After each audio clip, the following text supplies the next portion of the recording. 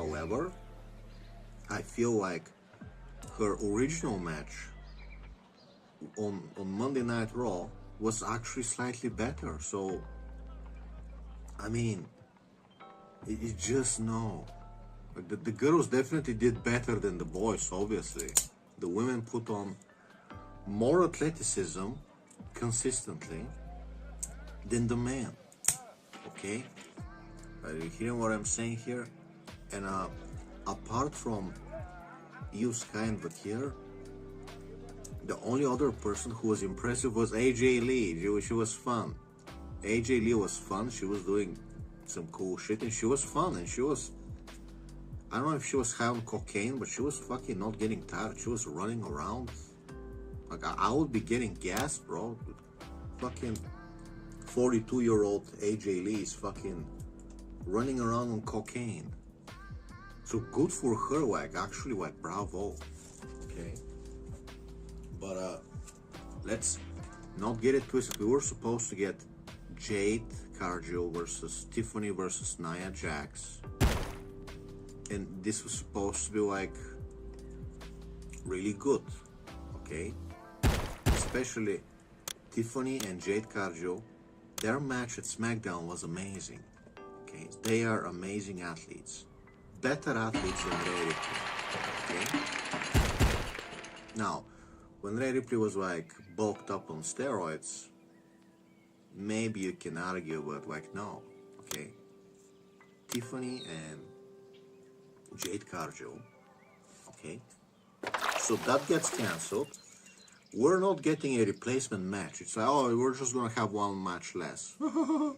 Okay, so now we're down to getting excited about Brock Lesnar and Stephanie Vakir. Okay, which is cool, but you know, you're expecting me to pay for a pay-per-view for two exciting matches. Okay? Brock Lesnar was supposed to be so good. Everybody wants to see Brock Lesnar so much that you're supposed to be like, okay, I'll pay the price even though everything else sucks. I'll pay the price so I can see Brock Lesnar and Stephanie Vakir. Okay?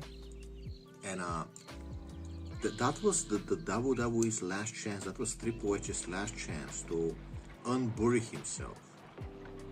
Roman Reigns returning and Brock Lesnar returning. That was his last chance to generate something we want to see. After this, it's done. They are done. Your male division is done. Okay? The only interesting thing in your male division is Penta, maybe Dominic Mysterio, and the black guy that jumps like a squirrel at NXT. Devon, what's his name? He's very good. Like, he is like, that's something you pay at the pay-per-view to watch. Okay, his match versus Obafemi at the last NXT pay-per-view was fucking awesome. This guy, what was his name? Devon, I keep forgetting his name. He's really fucking good. He's like a young Rey Mysterio, but black. Okay, I mean, wow. Okay, but now somehow they couldn't even put like a decent 15-20 minute match with John Cena. So Brock Lesnar, absolutely fucking just a quick cash grab. Just let me quickly come get the money, squash John Cena. Brock Lesnar doesn't care. He's booked strong. And it's like, yeah, sure, I want to be booked strong, but you know, I want to put like a great match, bro, you know. Okay? Brock Lesnar doesn't give a fuck. He wants to get the money quickly, go back to his ranch. I think that's really cool that, you know, you have a ranch, you want to live away from people. That's cool. I fucking vibe with that. I'm vibing. But, you know, it's obvious that everything at WWE has become like, we just don't care about the people. Your marks, give us your money. We're gonna Jew you, we're gonna nickel and dime you. Okay, so paying for WWE product is like coming to the supermarket and they're like, we increased the price of packaged ice. So now it's like, from $2, it's like $4. It's like, you're like, wait a minute, I'll just start making ice at home with the trays. I'll start making ice at home. We increased the price of butter again. It's like, wait a minute.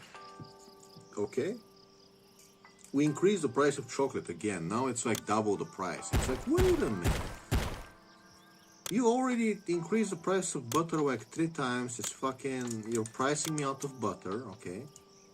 I'm not a goy, I'm not gonna be eating fucking palm oil. I'm sorry, okay? Paying for WWE product, it's like getting priced out of eggs. It's like the Titaness Gaia, your old primordial gods, okay, the goddess of nature. She made you chickens that they can lay eggs, and you give some like, you know, seeds to the chickens, some fucking chicken feed, which costs like, you know, cents. Okay, so I'm gonna give you the chicken to eat, you know, 5 cents of chicken feed. You're gonna shit out 12 eggs in like 2 weeks, right? So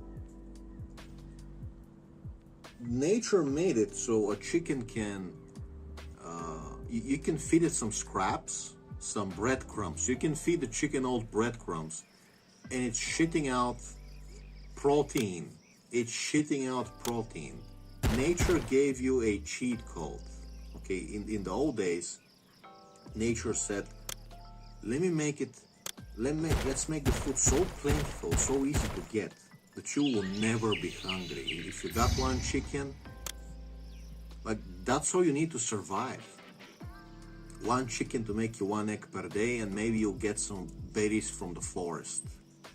Maybe catch a fish once in a while, okay? Guess what? If you're feeling a little, you know, Mr. Smart, if you're feeling Mr. Smart, you can not eat for 1 day, so you can save the egg to get 2 chickens. Now you get 2 eggs per day. You get 10 chickens, now you get 10 eggs per day. So the chickens eat breadcrumbs, right? The chicken eat breadcrumbs, and they're just shitting out protein, okay, and healthy fats. And you're telling me you priced me out, like, you keep increasing the price of X. Like, why does it keep increasing? What is going on in here? I can just get a chicken on my balcony, okay? If you have a backyard, if you don't have a chicken yet, you might be insane. I might as well get a chicken on my balcony and start fucking making eggs, because it's insulting. You keep increasing the price of something which is plentiful in nature, like making ice, okay? So that's how it feels to pay for WWE product. So when you watch that shit consistently every week, you should be on Twitter calling Triple H a moron. You should be calling, emailing, commenting. Every WWE video, you should be in the comments saying, hey Nick Khan, hey Ariel Shavani, hey morons. Hey morons. Why is Triple H not fired? Question mark. Morons. Exclamation. Hey morons. And then you say, hey Triple H, hey moron. You did another horrible booking. Hey moron. What are you doing? What the hell are you doing, boy? So, if I fucked up so bad at work, my bosses, my managers would be on my ass. They would be like raising their voice. But you're telling me Triple H can get away with not even showing up to work anymore. Rhea Ripley shows up in a bra. Triple H doesn't even show up. Maybe Rhea Ripley finally got a restraining lawsuit, you know, a restraining order. Keep that creep away from me. So yeah, you will notice that when Triple H stopped showing to work, Rhea Ripley started like getting relaxed, like show up in a bra, you know, getting like, soon she's gonna be wearing like a transparent bra, you know, really show up the boobies. So I'm happy for Ontario. She gets to finally, you know, show off her bras. Triple H is not around to creep on her, okay? Tiffany also started showing up in a bra and just bra and panties, okay? They're just showing up, that's like normal now. So, in the old days, we were complaining that there's no bra and panties match, we were wanting women to strip themselves in the ring until they were in bra and panties. Now, Ontario started the trend, okay? And Tiffany, and they're just showing up in bra and panties to work. That's how they just show up already naked, you know, kind of. We're only a few months away until just Ontario starts showing up like fully naked. She's just like walking around naked, seductively, starts jerking off random men, and just comes and just like jerks you off, just like, you know, that does like a wink and then she like goes away.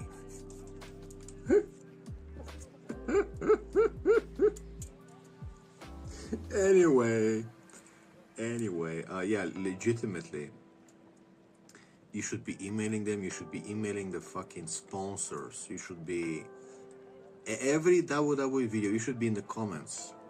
In the Bobby Monsoon videos, in the CJ video, you should be in the comments saying, "Hey, Triple H, moron." You should be yelling at them. Why do these executives think that they are too cool to be yelled at? They're too cool to be insulted. If you fuck up, we're gonna call you an idiot. We the people are your bosses.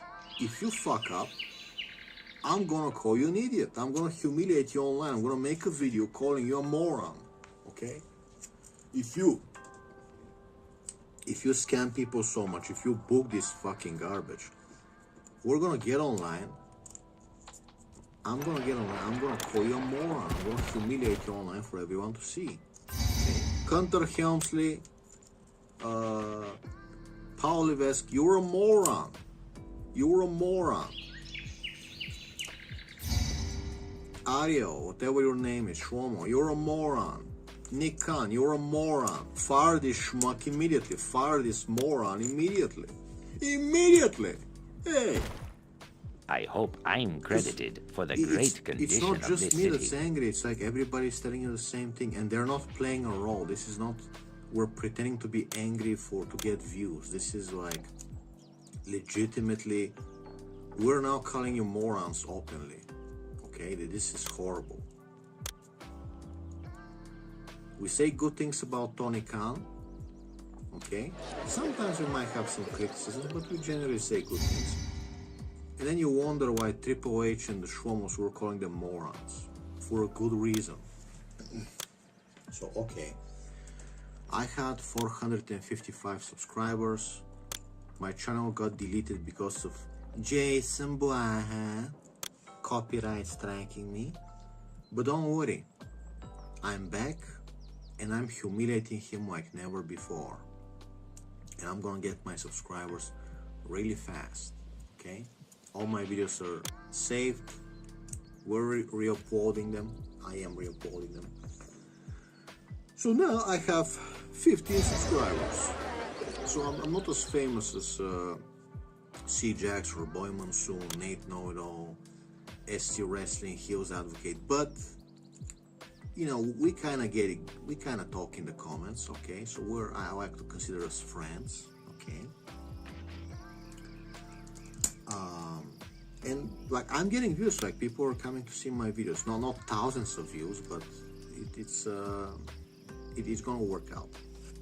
And the thing is, okay, I'm not a famous channel, but the famous channels are saying the same thing. The hater, okay, the hater knows me. The hater has mentioned me, where he's puzzled why I'm obsessed with Ready Play. Okay. So, the hater, 10,000 subscribers. C-Jax, 46,000 subscribers. Boy Monsoon, how much is he? 20,000? I don't know. Nate Know-It-All, thousands of subscribers. 2,000 was it? 4,000? ST Wrestling, 20,000. Heels Advocate, I don't remember, 10,000. So, all these, you know, the famous channels, They're all saying the same thing. I wake up this morning, what's the first thing I see? C-Jax. Wrestle Poser is the worst POA ever. Angry rant. And I'm listening to him, and he's not just being outraged for views. He is actually legitimately angry. This is no longer a role. This is no longer C-Jax decided to be funny. He's legitimately angry. Okay? I can't wait to see Boy Monsoon's video today. I saw a hater also for his video. He's saying the same shit. The title is, worst POA, complete garbage. Okay? Dude. They cannot compete with the AEW All Out. I haven't even seen it yet. I only saw some snippets. It looks a lot better. Just the women's match alone, it looks a lot more fun, a lot better, okay?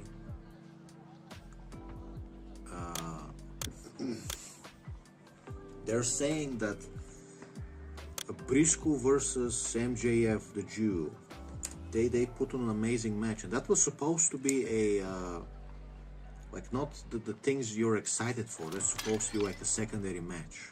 Briscoe versus MJF, and the Jew was supposed to be maybe that would be nice as well. Let's see what happens. And it's already like people are saying an amazing match, better than what Brock Lesnar did with John Cena. So imagine, secondary matches at AEW are better and more fun than the main event of WrestleMania. Brock Lesnar was supposed to be the selling point. Brock Lesnar, the MMA World Heavyweight Champion, returning. A guy that can kill you in real life. Not like Buddy Matthews, okay? If they tell me, hey, for this main event of the pay-per-view, we got Buddy Matthews returning, I'm gonna be like, I can take him.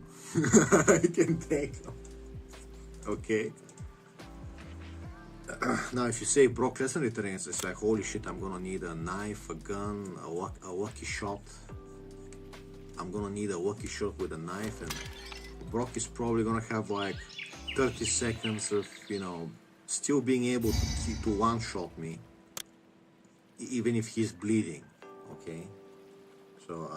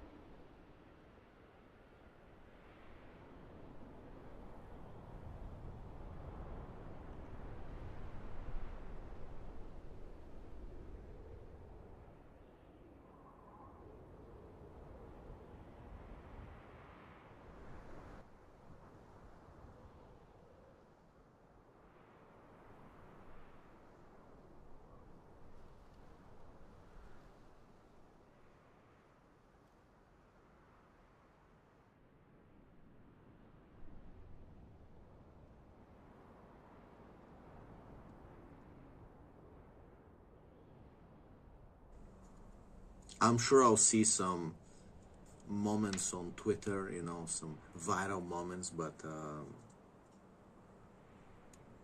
just women sometimes, they really don't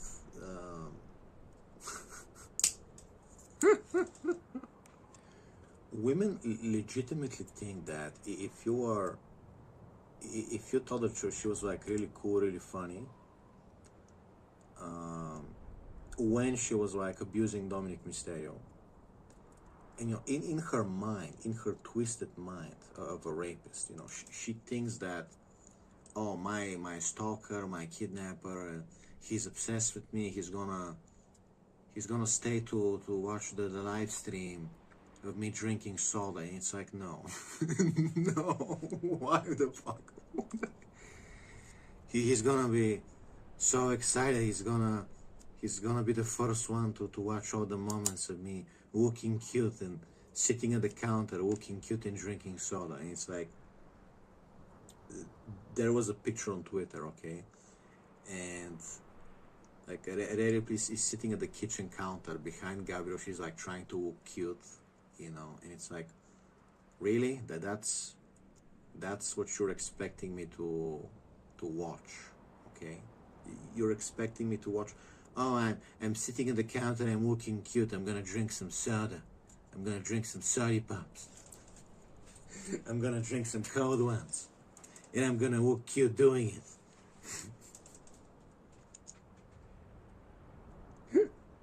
like nobody's expecting you to be in a bra or naked, and that would be, you know, just, we would call you a slut, okay? So nobody's expecting any porn, but you know, she's acting like it's like the hottest actress of all time, like you know, everything she does will be like millions of men will be masturbating to me. I'm gonna appear on live stream to drink some soda, sit at the counter behind Gabriel, and you're just gonna look at me obsessed because I'm, you know, I'm just, you know, I'm so hot that just looking at my face is supposed to make you come.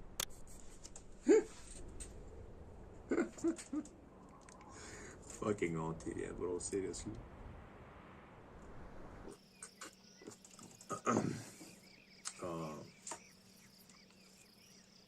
You know, it's like you got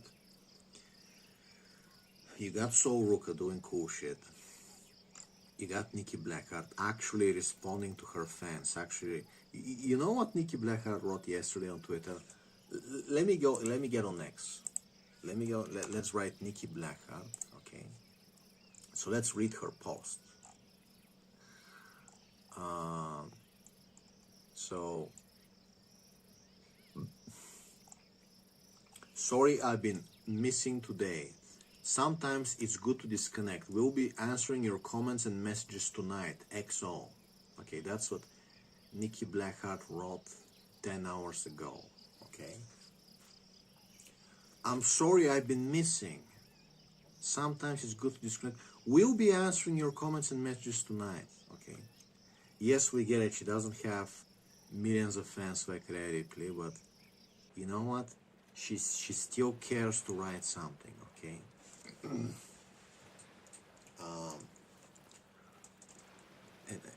at some point, a white bob, an Australian white bob, should go in Rhea Ripley's kangaroo head that, wait a minute, instead of me wasting time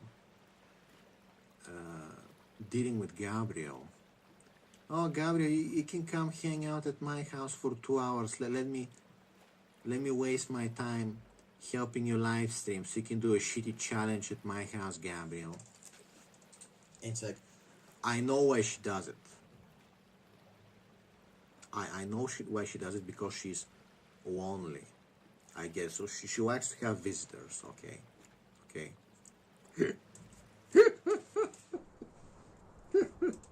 Auntie is so lonely. She just loves to have visitors. She just, someone other than Buddy Matthews, just anybody, please. Anybody, just please, a visitor. Come visit Auntie, come visit my ranch, okay? And the whole thing about Don't come to my house. Don't send mail to my house. It's like a shit test. It's like a giant shit test. It's like, hey, don't try come to visit me, boys. I bet you wouldn't. This is a shit test. Don't even dare try to visit me, boys.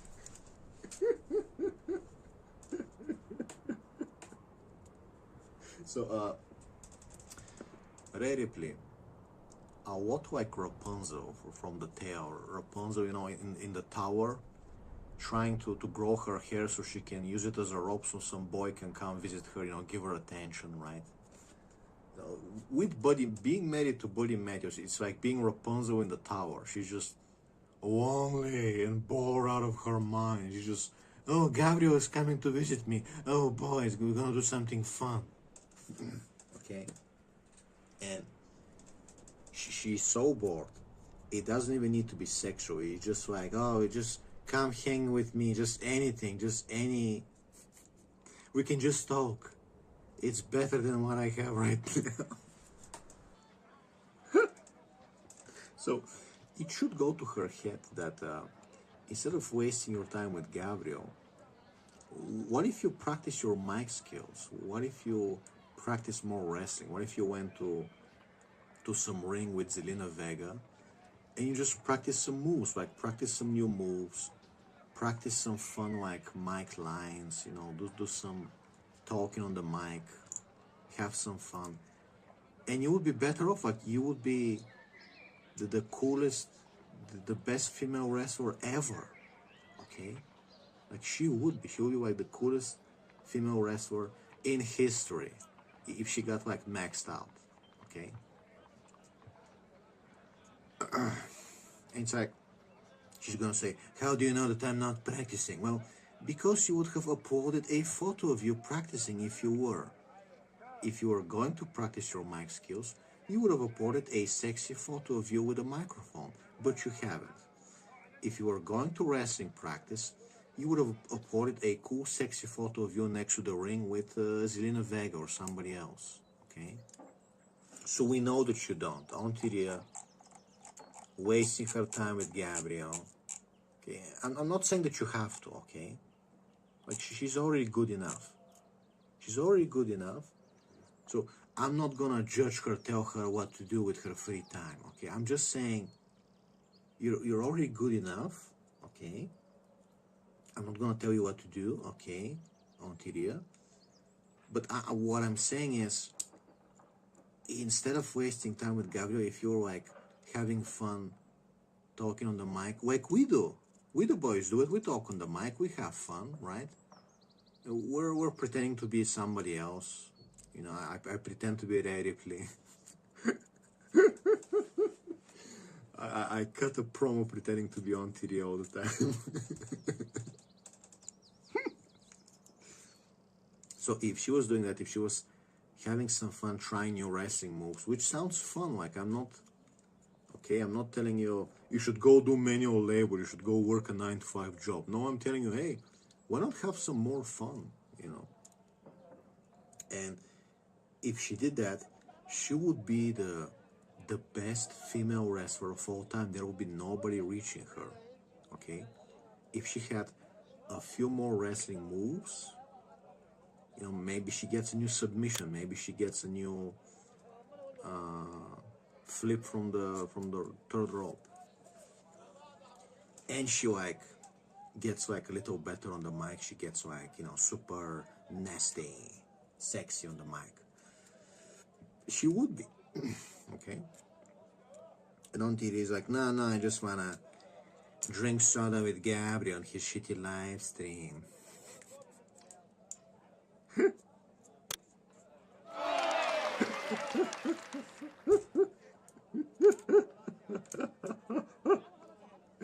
I wish there were more jobs in this city.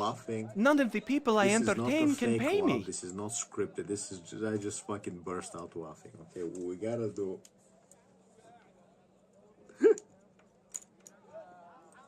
Like, you know, one day she's gonna betray him. She's gonna go kill her.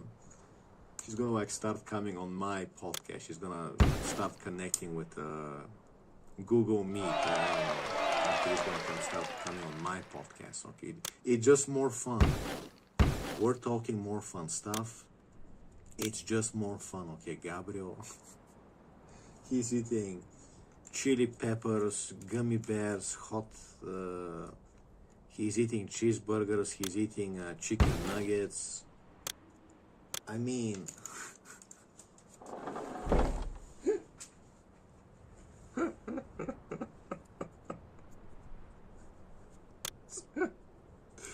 and your audience is like 1,000 or 2,000 lesbian girls. Okay, which is like, you know what? I'm not even gonna hate on them. Like, if you wanna experiment, if you wanna kiss other women and rub with other women, like, that's okay, dear. Okay, I'm not even gonna hate on you. I know you're a piece of shit. I know you're gonna hate on me, but I don't even hate you. Okay, if you wanna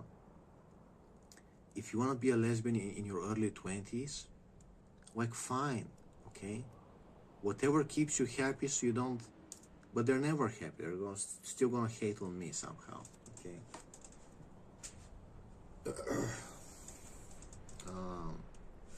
Yesterday, they were bitching about men are doing AI pictures of themselves with Rhea Ripley. And it's like, who cares? Let some Indian guy upload an AI pic of him hugging Rhea Ripley. Big deal. Nobody cares. If some Indian girl uploads an AI picture of her hugging me, what am I gonna do?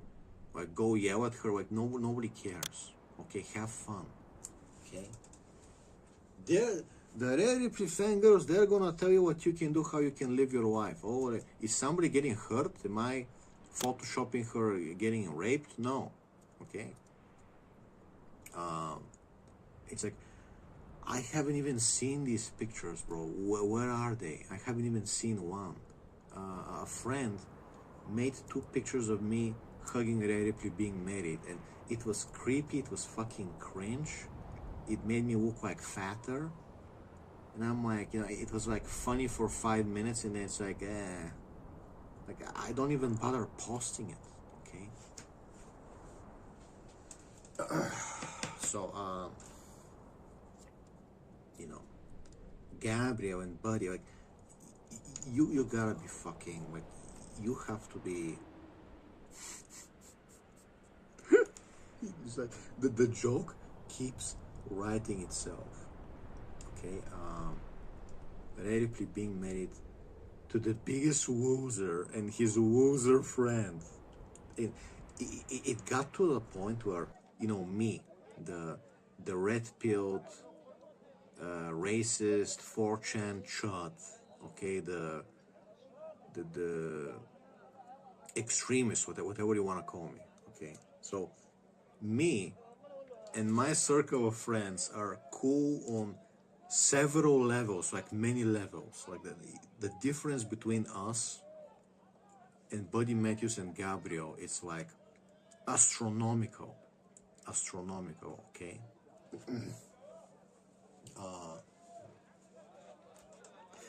I'm just trying to explain to you, like, my friend goes around flying on an electric off-road scooter. Okay, actually, it's like a skateboard. So he has an electric off-road skateboard. He almost broke his legs the other day. So he's doing extreme shit. Okay, that's just one of my friends. Okay, one of my friends, extreme shit on a scooter, also based in Red Pill. Okay, me, you know, I'm known by many names online. I incited people to prepare for the draft. I incited people to take their money from the banks. People know me, okay? I humbled Susan Wojcicki, if you don't know, okay?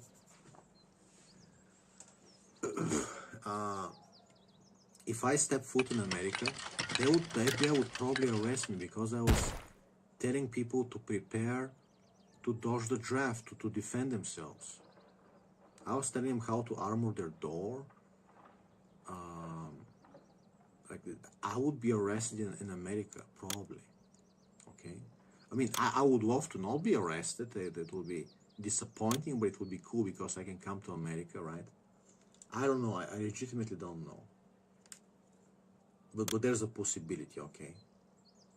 There's a possibility because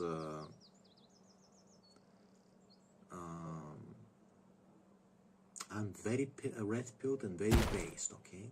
So what I'm saying is, and I'm training with a sledgehammer. I'm training with a fucking sledgehammer, a 25-pound sledgehammer. I'm doing like the parkour basics, monkey bars, cat leaps, okay? As a chubby guy, as a fat guy, I'm doing parkour, okay? I'm ready to climb, okay? I am ready to do like a Assassin's Creed sideways ledge traversal, okay? Okay? And writing a book on psychology, changing people's lives. And now, I have a female stalker, okay? And we're friends. And she's cool, like she's actually very cool. Okay, she's like a very cool, interesting girl. Okay, she's cooler than Rhea Ripley, which is, it's funny how it happened that my female stalker, which found me because she got angry that I was bullying Rhea Ripley, okay? And she's cooler than Rhea Ripley, okay?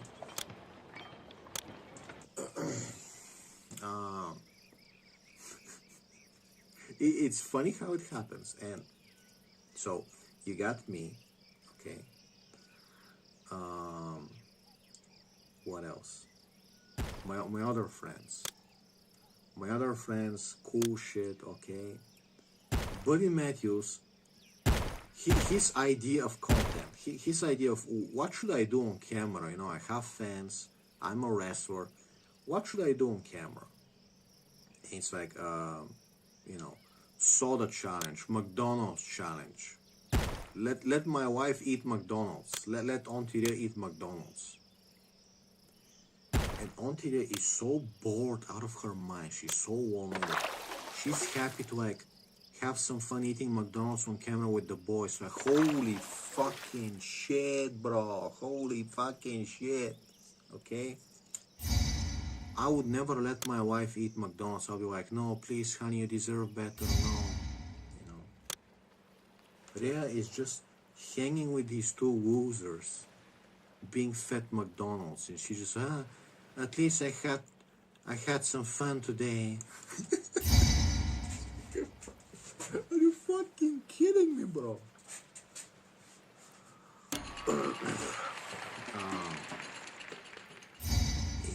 This is not like a sales pitch. Like, I'm not selling myself to Rhea Ripley. Like, I'm 37, I'm married, okay? I had enough changing women. No more changing women for me, okay?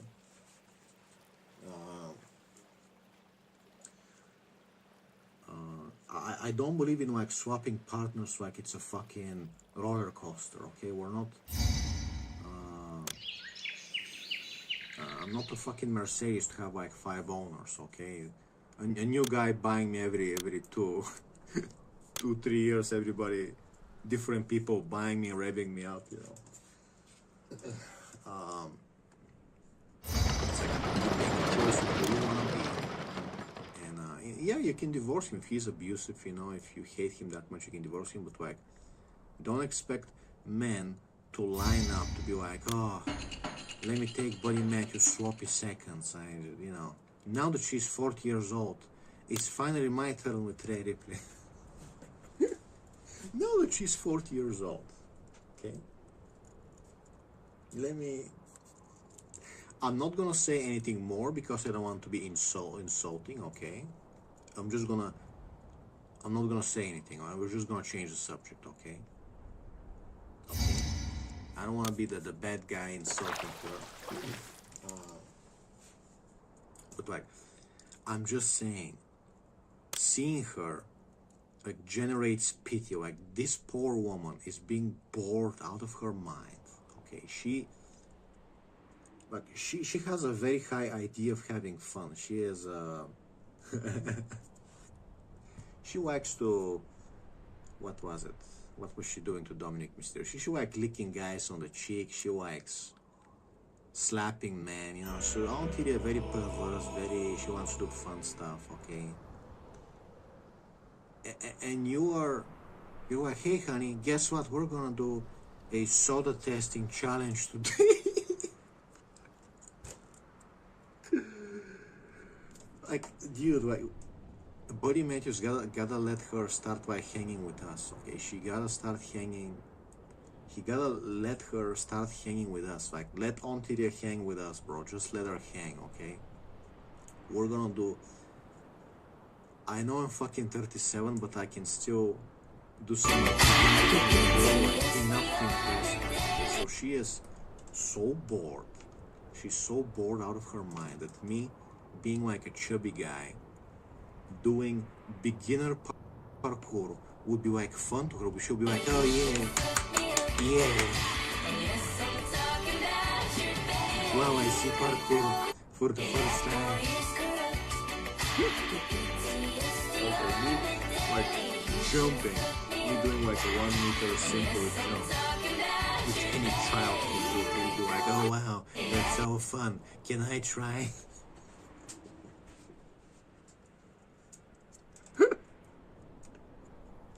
Buddy, let Ontaria hang with me because you fucking suck. Or just let her like come hang in the park while I'm working out. She can like, oh, can I try the rubber bands? Can I try doing dips here? Oh, that's so fun. Oh wow.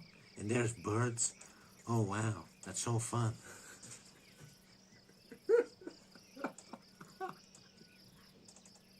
Like, you know, let me like, we can put like a 15-kilogram weight vest on her. She can try doing some monkey bars. Oh wow, I've never tried this before. It's so fun. You know, she's never tried doing monkey bars. She's never tried wearing a weighted vest. You know, it's like it's fun. It's fun. Okay. Let her do some like some bar jumps. Like she jumps and grabs the pull bar and she kind of swings around. Just let her have some fun, bro. Auntie is like a child. Let her have some fun, okay? Nobody's gonna touch her. Nobody's gonna, have sex with her. Just like, let her have some fun.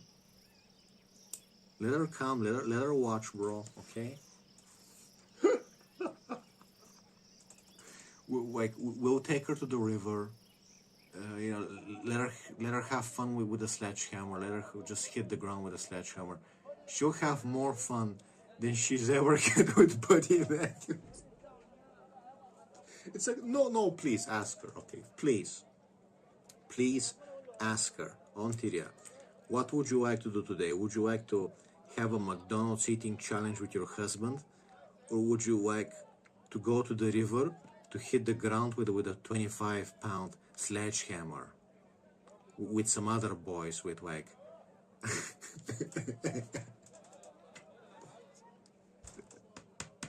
It's like, think about it. I mean, legitimately, like, think about it, okay?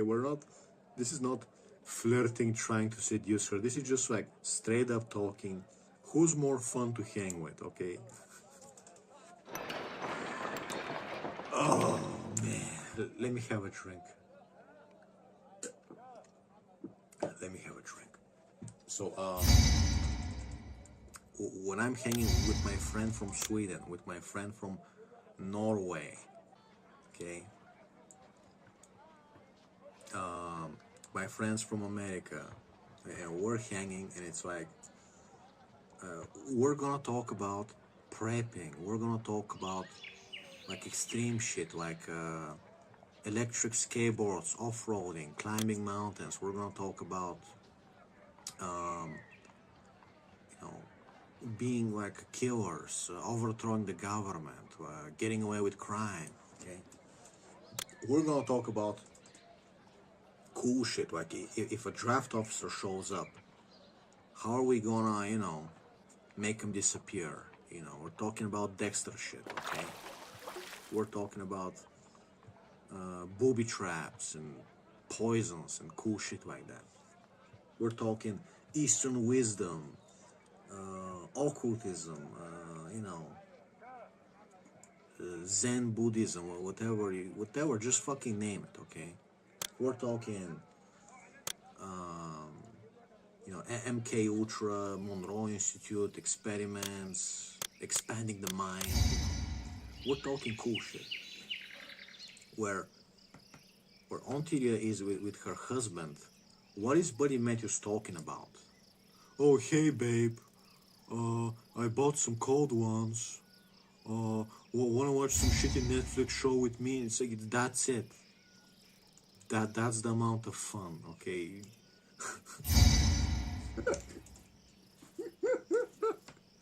Ontilia, start growing your hair.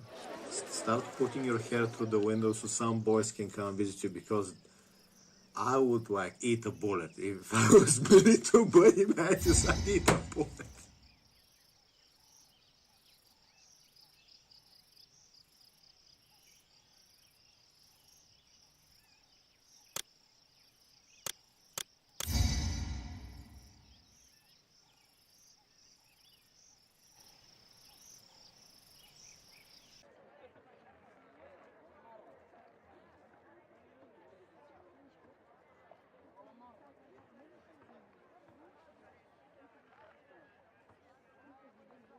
Fans are furious with Hunter Hearst Helmsley and World Wrestling Entertainment, and BC is here for it.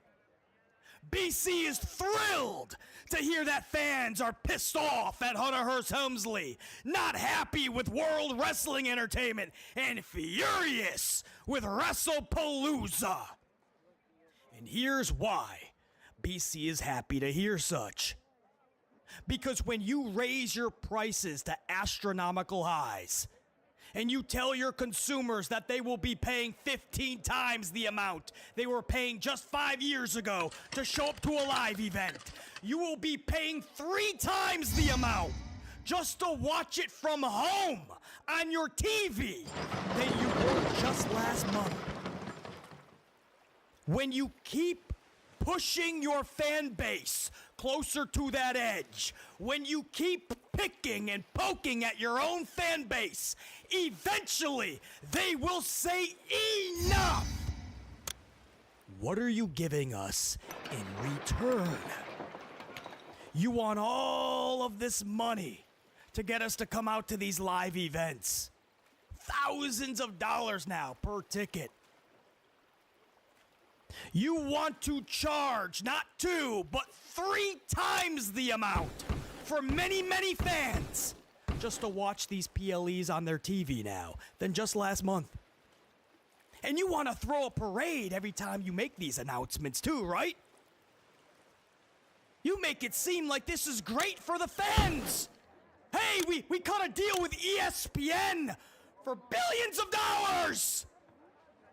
We're going to be with ESPN. Why are you guys not as happy? It's going to cost you 3 times what you were paying, and we're going to give you the same BS that we were giving you. We're not even going to give you anything more. We're just going to make you pay more for the same exact trash we were giving you. Why are you not happy? Why are you not participating in the parade that we are throwing? They make these announcements, and they wonder why fans are like, okay. You're going to ESPN, and now we have to pay more money. Why would we be happy? A big press conference. Hey, we're getting paid hundreds of millions of dollars to take WrestleMania, and we're going to Saudi. Why are you not happy? Oh, I don't know. A lot of fans probably don't want to watch WrestleMania at 11 a.m., 12 noon, wherever they are. Fans that have made it a thing to go to every WrestleMania across all 50 states. If it does leave the United States, it's probably going to UK. They'll plan a trip, but it's a lot harder to go over to Saudi. There's many, many reasons. Why, I don't know, fans wouldn't be exactly throwing a parade or joining your parade, WWE.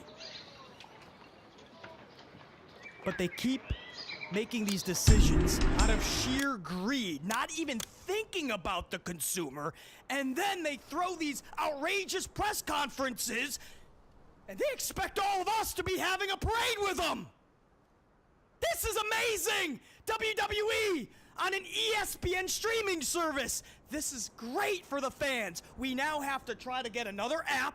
Here's another app where we're going to pay even more money. Most of my apps are about 10 to 15 bucks, by the way. ESPN, $30! And I love all my sports. I love my Green Bay Packers, my New York Knicks, my New York Yankees. I can tell you right now, I probably won't be going on ESPN's app anytime soon to cover any of my sports. So it would solely be for WWE. $30 a month for a lot of fans. Now I know you're talking VPNs, you're talking Fire Sticks, you're talking my cable provider might have it as part of their package. That's great. There's many, thousands upon thousands upon thousands of fans that are going to have to pay the $30. That's more than most streaming services that I'm aware of. So fans are supposed to be happy because we now have to try to locate the ESPN streaming app. We have to go through all the loopholes you gotta get to just to sign up. Now we have to pay 3 times the amount. While keeping Netflix, because you gotta watch Raw, there's another 10 to 15. You gotta keep Peacock, because that's all the SmackDown replays and NXT currently. In the library currently. That's all on Peacock, another 10 to 15. They got this deal coming up with Amazon Prime. There's another 10 to 15. I'm probably leaving one out.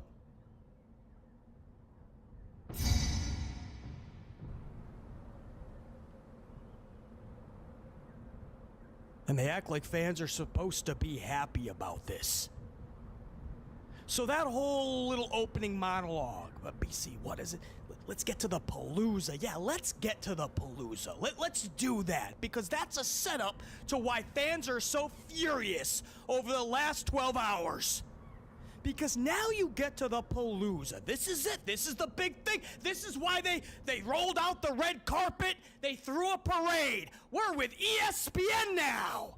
We're going to get all your money now. So there's a lot of fans, unfortunately, naive. They actually thought, all right, we're going to get a better product. It's going to be bigger and grander than ever before. Surprises and returns and memorable stories are going to ignite. Larger-than-life characters will be sparked from this one event. Matchups and segments, and wow, this is going to be amazing. It's going to be worth the 30 and more, BC. But is it going to be? Because on paper, they announced 5 matches. 5. If you are wondering, that is no different than when you were paying $10. Now, you're thinking, well, there's grand matches on it, BC. Grand matches. Is there, though? Usos versus Bron? You need to pay triple the amount? Io and Stephanie, damn good women's match. Sure. You need to pay $30 now for that? Oh, let's see Brock Lesnar and John Cena again. For the 16th time over the last 15 years. Like it's 2012 all over again. Oh, we'll get to the matchups too. Wait till you hear what actually happened. But just on paper, let's start there. Cody Rhodes and Drew McIntyre is your main event. That should tell you everything you need to know. Much love over to Drew McIntyre and to Cody. And if done correctly, that could be a really big main event at a top show. Just didn't feel like a main event this time around. The only memorable thing that I will possibly think back to is Cody Rhodes' dome piece going through the commentary LED board. That was really it. And all of a sudden, it's the WrestlePalooza main event. And the reason is because it was going to be Brock and Cena. But WWE had to backtrack because there was so much backlash. Everyone was like, well, where's the story with Brock and Cena? There is none. Dude comes back at SummerSlam, F5 Cena. Disappears for a couple weeks. Comes back, F5 Cena again. Cena comes out a week or two later, talks about his college football days in Springfield, Mass. No Brock. Brock comes back out. F5's Ron Cena, the brother of John, supposedly. R-Truth. What does that have to do? What? But they had no John Cena in the building. There was no story. Let's just have R-Truth eat an F5. Then Corey Graves takes a ride on the Lesnar Express at Lesnar Land. We'll call it the Corey coaster. He takes a couple of F5s. Look, Ma, no hands. Whee!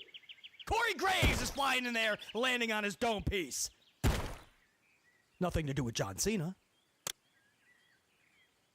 So they had to pull Cena and Lesnar from the main event and put in Cody Rhodes and Drew McIntyre. That should tell you everything you need to know about this damn show. If it wasn't for AJ Lee, because I've been loving everything AJ, Punk, Seth, and Becky have been doing. I've been loving every part of that. If it wasn't for that, I'd be lying if I told you I cared one iota about this show. We'll cover these matchups, and quickly, I might add. But on paper, you had 5 matchups, no different than any other show that you could have gotten for $10 on the Peacock. Now let's get to some of the stuff outside of the matchup, right? What this was Helmsley's playground, as per usual. If you follow this channel, if you're newer to the channel, you're gonna realize real quick, there's a common thread in all of these shows, and it's that Hunter Hearst Helmsley has made himself the face of the company for some reason, even though he's supposed to be chief of content and creative and the head of talent. But for some reason, he's acting like the president, headlining all the press conferences and the media scrums. He's doing all the commercials and the voiceovers. He's on all the talk shows. He does all of that. So where does he find the time for creative and to oversee the talent? He doesn't, clearly. That's why you don't have anything creative in WWE. Look no further than the dude at the top and look what he does with his day. And when he gets tired from doing all of the talk shows and the voiceovers and the commercials and the media and the press conferences, he goes on vacation. Who is locking themselves in their office all day and actually doing the work? Who's putting in the work for creative and the content and the talent? Nobody. Nobody. This guy's chumming up with the celebrities and the athletes and being on camera. That's what Helmsley does. My veteran subscribers know all about that, and every time I say this, these shows back up every word that I am speaking. No lies being told, because we are literally giving you factual information that plays out in real time. And if you need any more evidence of that, at WrestlePalooza, we start off with Hunter Hearst Helmsley. And he does the whole intro. I always tell you guys, this could be anyone doing these intros. But it's always Helmsley. And there he is. He's welcome us. Are you ready? He says, sports is entertainment. Always was, always will be. That's what he says. And Helmsley just doesn't have that voice for narration, right? So he needs to relinquish that to someone who does, like Paul Heyman. Have him do the intros. That'd be badass. Oh, here's a crazy concept, a wild idea. What if you let one of your actual superstars do the intro? Could you imagine like an LA Knight or a CM Punk or even a Drew McIntyre? Roman Reigns isn't on the show, but what if he did the intro? Pretty cool, right? No. Paul Levesque McMahon cannot relinquish that spot. He needs to be the first thing you see on these shows. He has to be the face of the company. And he doesn't even have the voice for it. Sounds like Kermit the Frog is gagging on a golf ball. But that's the voice that we have to hear.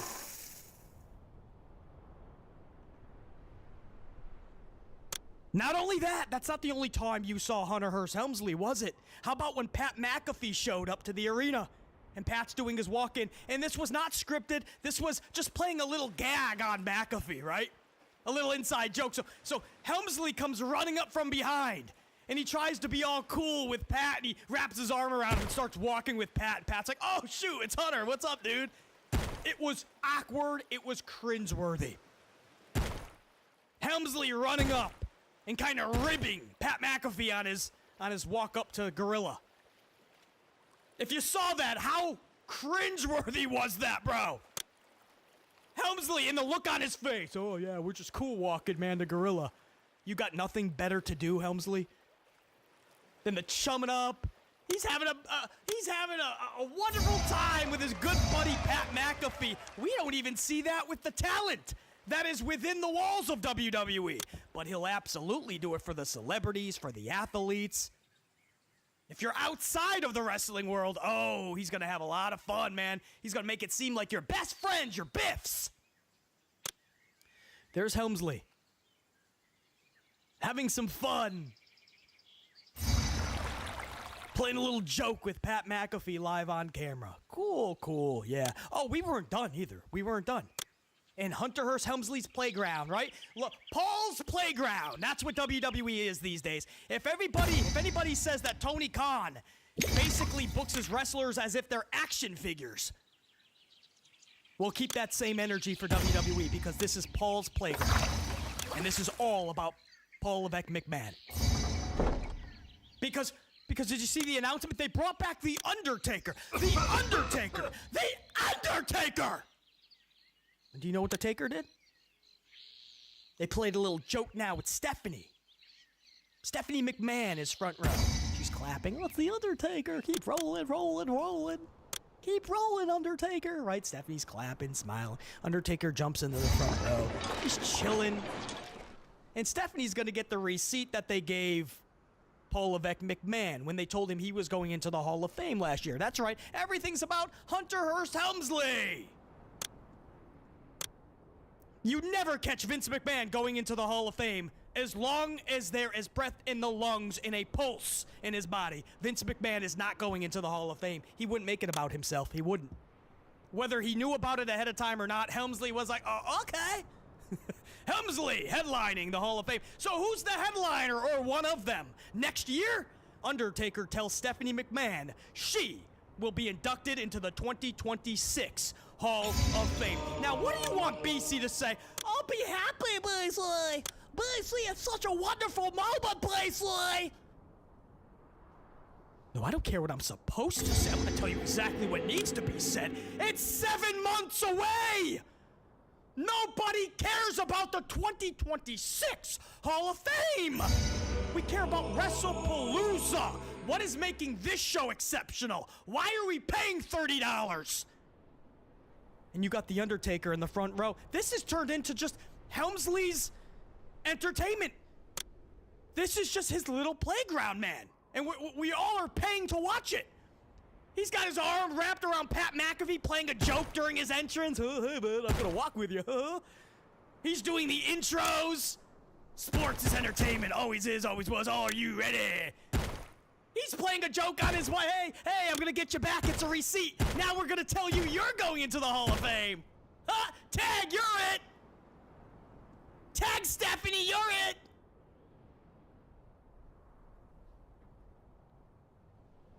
Paul's playground. That's all this is. Hey, at WrestlePalooza, we're going to tell Stephanie. Taker, get over here. We're going to tell Stephanie she's going to the Hall of Fame. Nobody cared to go, hey, you know what? That's 7 months away. I mean, that's kind of a stupid announcement. We're acting like this is the second coming. This is Stephanie McMahon. It's 7 months. She needs 7 months of hype? Yeah, let's just do it anyway, man. I think it's great. And we have the time anyway, because it's all about me and I'm just gonna, we're just gonna carve out 5 minutes, 10 minutes. And we'll do this big thing where Stephanie's going into the Hall of Fame. In 7 months! It is September, bro! We haven't even hit Survivor Series! Pump the brakes! This whole show was just Paul's playground, dude. That's all it was. Chumming it up with his buddies backstage, and it has to be on camera. Playing little receipt games with his wife, Stephanie. Repulsive. It's just having a, he's having a, just probably skipping around backstage with AJ Lee, but not with AJ because she's actual talent, but he probably tried to find Tyrese Halliburton for the Indiana Pacers. Because Halliburton was there, right? Front row, he brought in Halliburton because he's an athlete. He's probably skipping around with Tyrese backstage. Having a wonderful time. Cashing in all his checks from ESPN and Saudi. And he's getting 12 checks from WWE. He's head of talent. He's the chief of content. He's the chief of creative. He's a talent. That's right. Look at their talent roster. He's an actual talent on the show. He's getting a talent paycheck. Of course he's having a wonderful time, right? While they're all jacking up the prices for the fans, and then they wonder why fans are not happy with this product. It's almost like he's going out of the way to deliver bare minimum and even less just to screw with his own fan base. Don't forget, this is the same guy that told his fans to fuck off if they don't like what they're watching. Said they're not even real fans if they're gonna critique it. Just accept what he's giving you. These are quotes from Hunter Hearst Helmsley, Paul Levesque McMahon. So we shouldn't be shocked. Shouldn't be shocked at all about how he's conducting his business. But that was a lot of filler in this show. A lot of Hunter Hearst Helmsley. Shouldn't be surprised. Doesn't make it right. Their own personal amusement. Stephanie McMahon to the Hall of Fame. The show itself had no surprises, no returns, nothing memorable to talk about. That is the sad truth. So let's get right into it. That was probably the majority of this review, just BC ranting on it, because we're going to go over these 5 matches. It's not going to take long at all, guys. We can probably get this done in about 5 to 10 minutes. Tops. Lesnar and Cena start the night off, right? This big 5-match card. And it's Lesnar and Cena for the 65th time, it seems, over the last 15 years. Lesnar squashes Cena. 82 AAs, 95 F5s. It's exactly what we thought this match was going to be because it's exactly what we've seen this match be so many times in the past. Nothing out of place. We knew it was going to be non-stop finishers.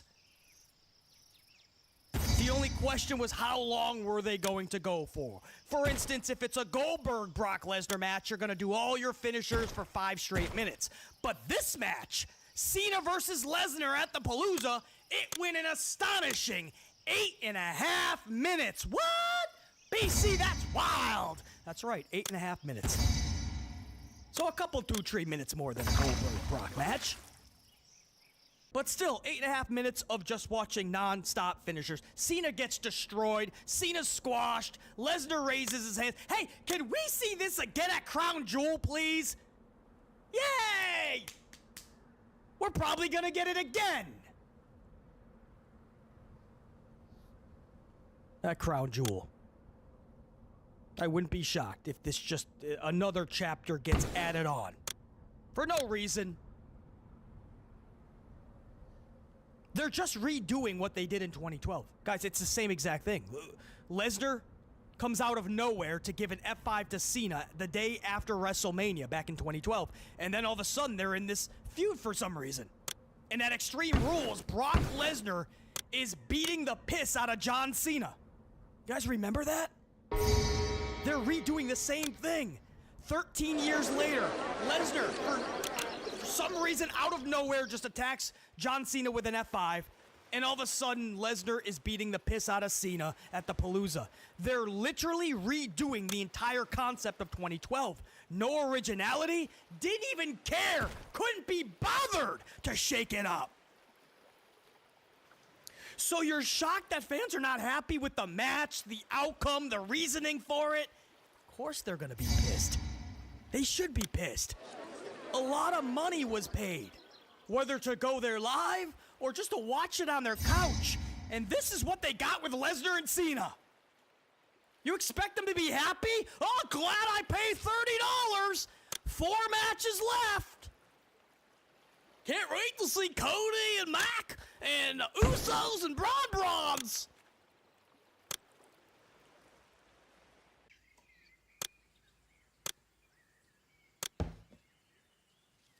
Little coffee break, if you don't mind, before we go into the Brons and the Usos. What do you want me to say? It was a match, a tsunami. It's good to see that Bronson Reed is doing more tsunamis. For a while, he was just doing Jagged Edge. You gotta believe he's just trying to protect his knees. But we've seen a couple tsunamis in a row now. Good to see him in top shape. I believe he pinned Jey Uso, actually, not even Jimmy. Mid-Jim. I think it was Jey Uso. So the Brons take this W. By the way, going back real quick, because there's a connection there. Paul Heyman did the introduction for Brock Lesnar.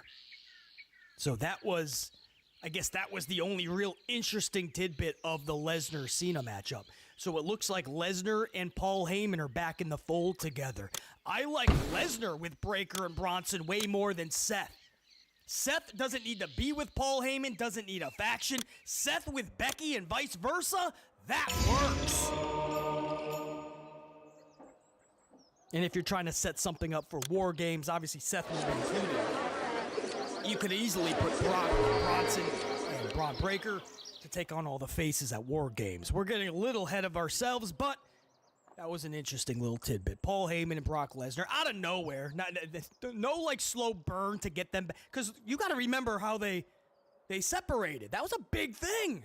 And all of a sudden on Friday night, Lesnar's just like, we should talk. And Heyman's just smiling. And all of a sudden, they're back together last night. Why? Paul Levesque McMahon cannot be bothered to give you anything long-term.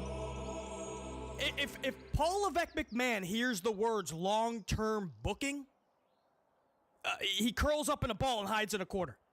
Or he just collapses. Long-term booking, long-term storytelling, and Paul Levesque McMahon, they just don't mix.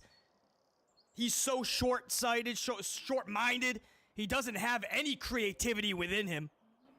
So that's why you don't get a lot of explanation into anything. That's why. If it seems like so many things don't have meaning, purpose, or reason, it's because Helmsley doesn't have any. Let's just do it. Yo, John Cena's retirement tour is absolutely finished, okay? We have to basically call it what it is. There's no way around this. I explained this yesterday in my review for WrestlePalooza, okay? WrestlePalooza garbage at this point. This dude is done. The retirement tour has been absolutely sabotaged by Triple Fraud because he doesn't know what he's doing. John Cena has paroled out here. At the beginning of the year, we knew he had 36 dates left, okay? And since that announcement on the Raw on Netflix, the first episode of the year, now where we're at, basically the day after WrestlePalooza, we cannot actually sit here and say that this retirement tour has been anywhere near the best that it could have been. I'm not saying it needs to be the exact best it could have been, the best retirement tour ever, all that stuff, but it could at least have been close. This isn't even close. And you know how bad that this retirement run has been. When you watch WWE Unreal and Triple H admits that he had the idea of turning Cena heel, and all of a sudden 5 months after the heel turn, he's turning face again on a random episode of SmackDown. This lets you know how bad the booking has been. They don't even have a proper way to turn this dude face. They're just like, you know what? Hey, man, go out there in the segment and just say that you're a face again. That's all we can do. That's all they can do because it's over at this point.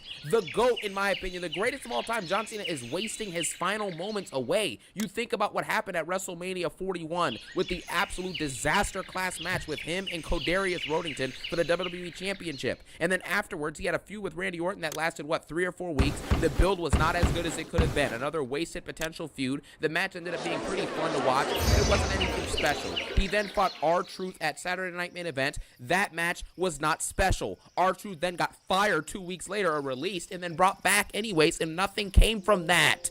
John Cena then fought a tag match with Cody Rhodes and Jey Uso versus him and Logan Paul. That match went nowhere. Cody Rhodes pinned him, and John Cena was seen leading up to it glazing Logan Paul just to be fighting Logan Paul a couple months later. Then after they fought at Money in the Bank, John Cena then fought CM Punk at Night of Champions in a 2 or 3 week build. I will give you this 3 week span, John Cena actually had multiple good moments, okay? The pipe bomb he cut on CM Punk was really good. CM Punk doing the Punkonomics thing in Saudi Arabia before the show was good. And the match itself ended up being decent. Wasn't the greatest, but it was actually a pretty decent match. It was enjoyable, okay? It had some shenanigans. That was pretty fun.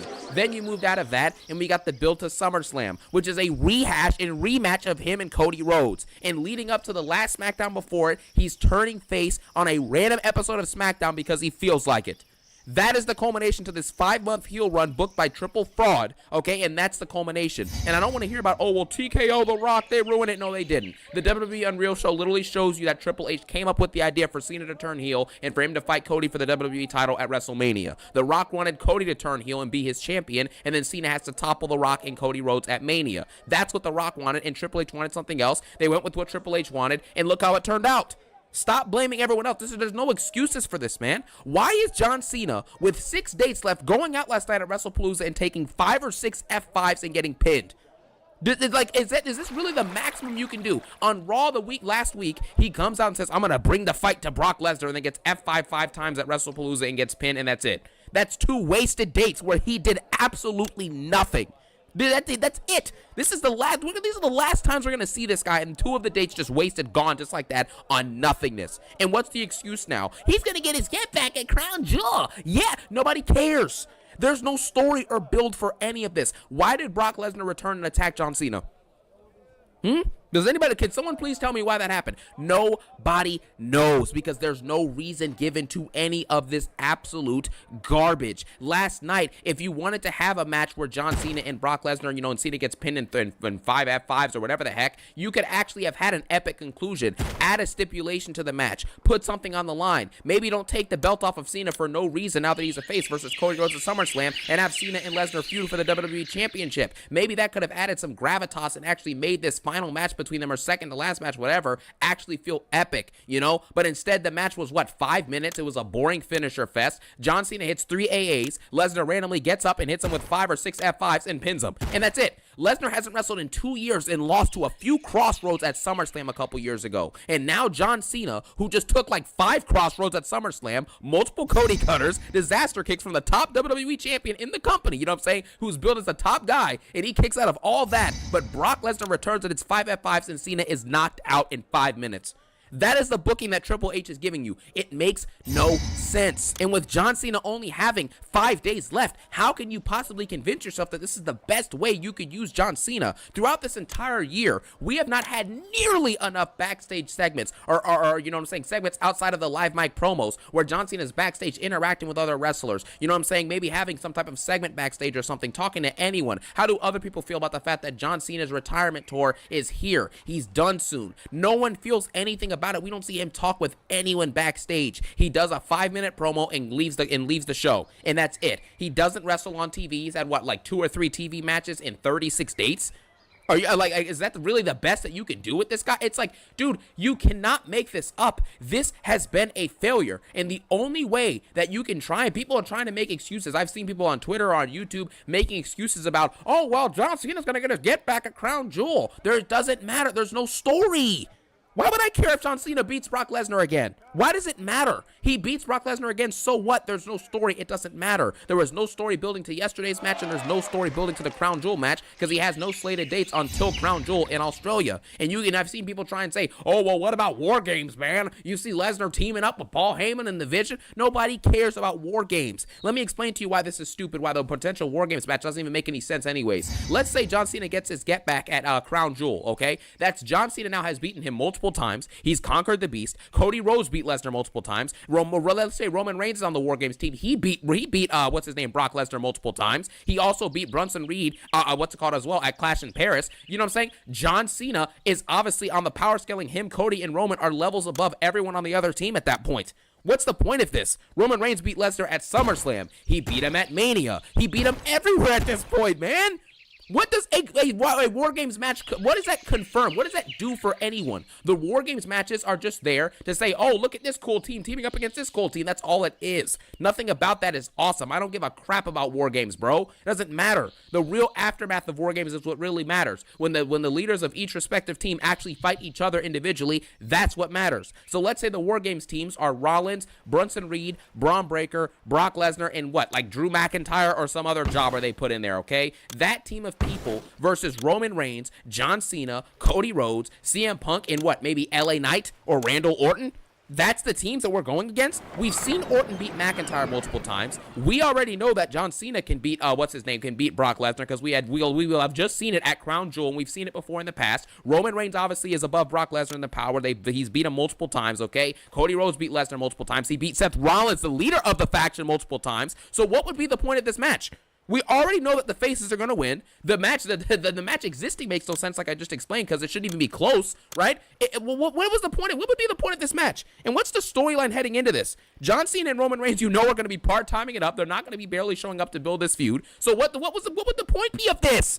It's a waste of time. John Cena's wasting his last dates competing in storylines and matches that don't matter and are not maximizing the potential of the greatest of all time having 5 days left within this company. It's embarrassing. We can try. People are trying to really skate around this. There's no other way to get around this, guys. John Cena, as sad as it is, in my opinion, the greatest of all time, he has a certain amount of dates heading into this year. Everyone knew it backstage. The creative team, everyone knew it. The Rock knew it. Cena knew it, etc. And the best possible part that we have gotten has for John Cena to have a bunch of forgettable appearances in this 36-day span. That is sad, and it is embarrassing, man. It feels like a sabotage. Triple H, maybe because of his ego and his jealousy, maybe because he was never bigger than John Cena, you know what I'm saying, as a star and as a wrestler, maybe now he's trying to get back at him with this garbage booking, because that's all I can think of for this. How else can you justify Brock Lesnar returning after 2 years, you know what I'm saying, and coming back and F5ing John Cena at the end of SummerSlam, which is by far his best appearance he's had this year since he's come back, you know what I'm saying, for this retirement tour. After his best appearance, he gets F5'd and sent on his way, sent packing, for Lesnar to not show up for the following 4 weeks afterwards and then randomly show up on a SmackDown the week after Clash in Paris. That is how you justify. How can you explain this? How? This is an embarrassing. This is sabotage. This is ridiculous at this point. John Cena deserves so much better. After the many decades and decades, it's been over 2 decades, this guy has sat here, and you know what I'm saying, he was a full-timer for what, 14 years at this point? You know what I'm saying, doing all the press tours, all the media, wrestling all the matches, dealing with the garbage creative that he was given at times by Vince McMahon, sometimes giving him some trash behind storylines, you know what I'm saying, and him going out there and having to put his best foot forward and entertain fans, do all the make-a-wishes, make all the media dates, wrestle week to week, wrestle on the live events, be on the pay-per-views, defend the championship, 17-time world champion John Cena, the never seen 17, all this stuff, the sacrifices that he put in for decades in order to get this retirement tour where he was supposed to be giving back to the fans. We're supposed to be giving back to him, you know what I'm saying, reciprocating the greatness and the love between him and the fans. And this is supposed to be a celebration. You get what I'm saying? And this is what we got. John Cena wasting 36 dates, having meaningless storylines that go absolutely nowhere, one-off feuds that have nowhere near the amount of necessary effort or development in them to make those feuds actually great. They gave him the bare minimum, and it wasn't even the quality of a bare minimum, dude. This is below the bare minimum, bro. Bare minimum effort and garbage quality. And this is sad. It's unacceptable at this point, man. There's no story to any of this. I don't care about a War Games match that makes no sense and already has a predictable winner. I don't care about John Cena getting his get back at Crown Jewel. There's no reason for a get back. He's 2-5 versus Brock Lesnar in his career or something like that, or 2-4. He wins the match, then what? He's 3-4? What, we're 3-5? What does that accomplish? None of this is accomplishing anything, man. It doesn't accomplish anything. It's a waste of time. Everyone knows this at this point. These are just facts. This isn't even an opinion at this point. After what I've just said, I've just realized it's not even an opinion. This is just a facts at this point. There's no other way to do it, man. The storylines make no sense. Cody Rhodes has beaten Seth Rollins like 3 or 4 times, and now they're going to fight again in a War Games for what? For what? He just beat Drew McIntyre, so Drew McIntyre being on the team, what does that accomplish? Nothing. This is a failed retirement tour, and with 5 days left, and we already know what 1 or 2 of the dates are going to be, it's a waste of time. It is. Who's his final opponent going to be? Let me guess, Gunther? With no story and no build, he's just going to show up and beat John Cena in 15 minutes at Saturday Night Main Event, and the broadcast are going to cut off before Cena can even say his goodbye speech? Like, this is a failure. There's no other way around it, and you guys all know this. You should all know this. Don't settle for anything less. This company giving you garbage and people trying to justify it is unacceptable. The show last night, that they charged $30 plus a month now to see these shows. You know that fans are not going to be spending their money on this consistently, and they shouldn't. They shouldn't be spending money on this. Nobody should ever be buying a ESPN Unlimited subscription for $30 a month just to watch WWE. If you have the idea of doing that, do not do it. It is a waste of your time, and it is a waste of your money. Nothing about the show last night was worth $30+ for you to pay to see that crap. What on the show last night was worth $30 to you, man? Nothing. Absolutely nothing, bro. WWE is taking more and more money and giving you less and less quality and less effort, and it needs to be called out. We can't sit by and just watch this company continue to try and take money. That's what's going to happen, and that is why the PLE views on ESPN are going to go down. I'd love to see the report on the PLE viewership for this show, because I know that way less fans are going to be able to buy this, because I know that way less fans are going to want to spend the $30, you know what I'm saying, to buy this PLE, because it was a waste of time and it was an absolute travesty and a joke. Save your money, close your wallet, and again, like I said, if it wasn't for me doing this YouTube and really, you know what I'm saying, love making these videos for you guys and love making them because it's a hobby of mine, right? If I didn't like that, I would not be spending money on this PLE. I would watch it on some other website, or I would just tune into the highlights on ESPN or something like that, or on YouTube, and it's as simple as that. There's no reason to actually watch this stuff. The week-to-week shows suck. That's why the viewership is declining. The merch sales are declining, right? The revenue, obviously, TKO is in billions of dollars of debt. You know what I'm saying? Shout out to the boy Bobby Monsoon. You know what I'm saying? Billions of dollars of debt. You know what I mean? But that's the deal. They're in billions of dollars of debt. They're hiking up the ticket prices so people are going to get priced out of these events. It's not acceptable, man. Take a stand to this garbage. Don't just let them walk over the fans and just celebrate this trash. This is absolute garbage, and it's as simple as that. Thank you guys for watching. Have a phenomenal day. John Cena, the greatest of all time, has had his retirement tour wasted, and if you believe otherwise, you're just being delusional at this point. So thank you guys so much for watching. Have a phenomenal day. Peace out, and let's just hope that the never-seen 17 Jonathan Cena can actually get a good ending to his career, man. One love.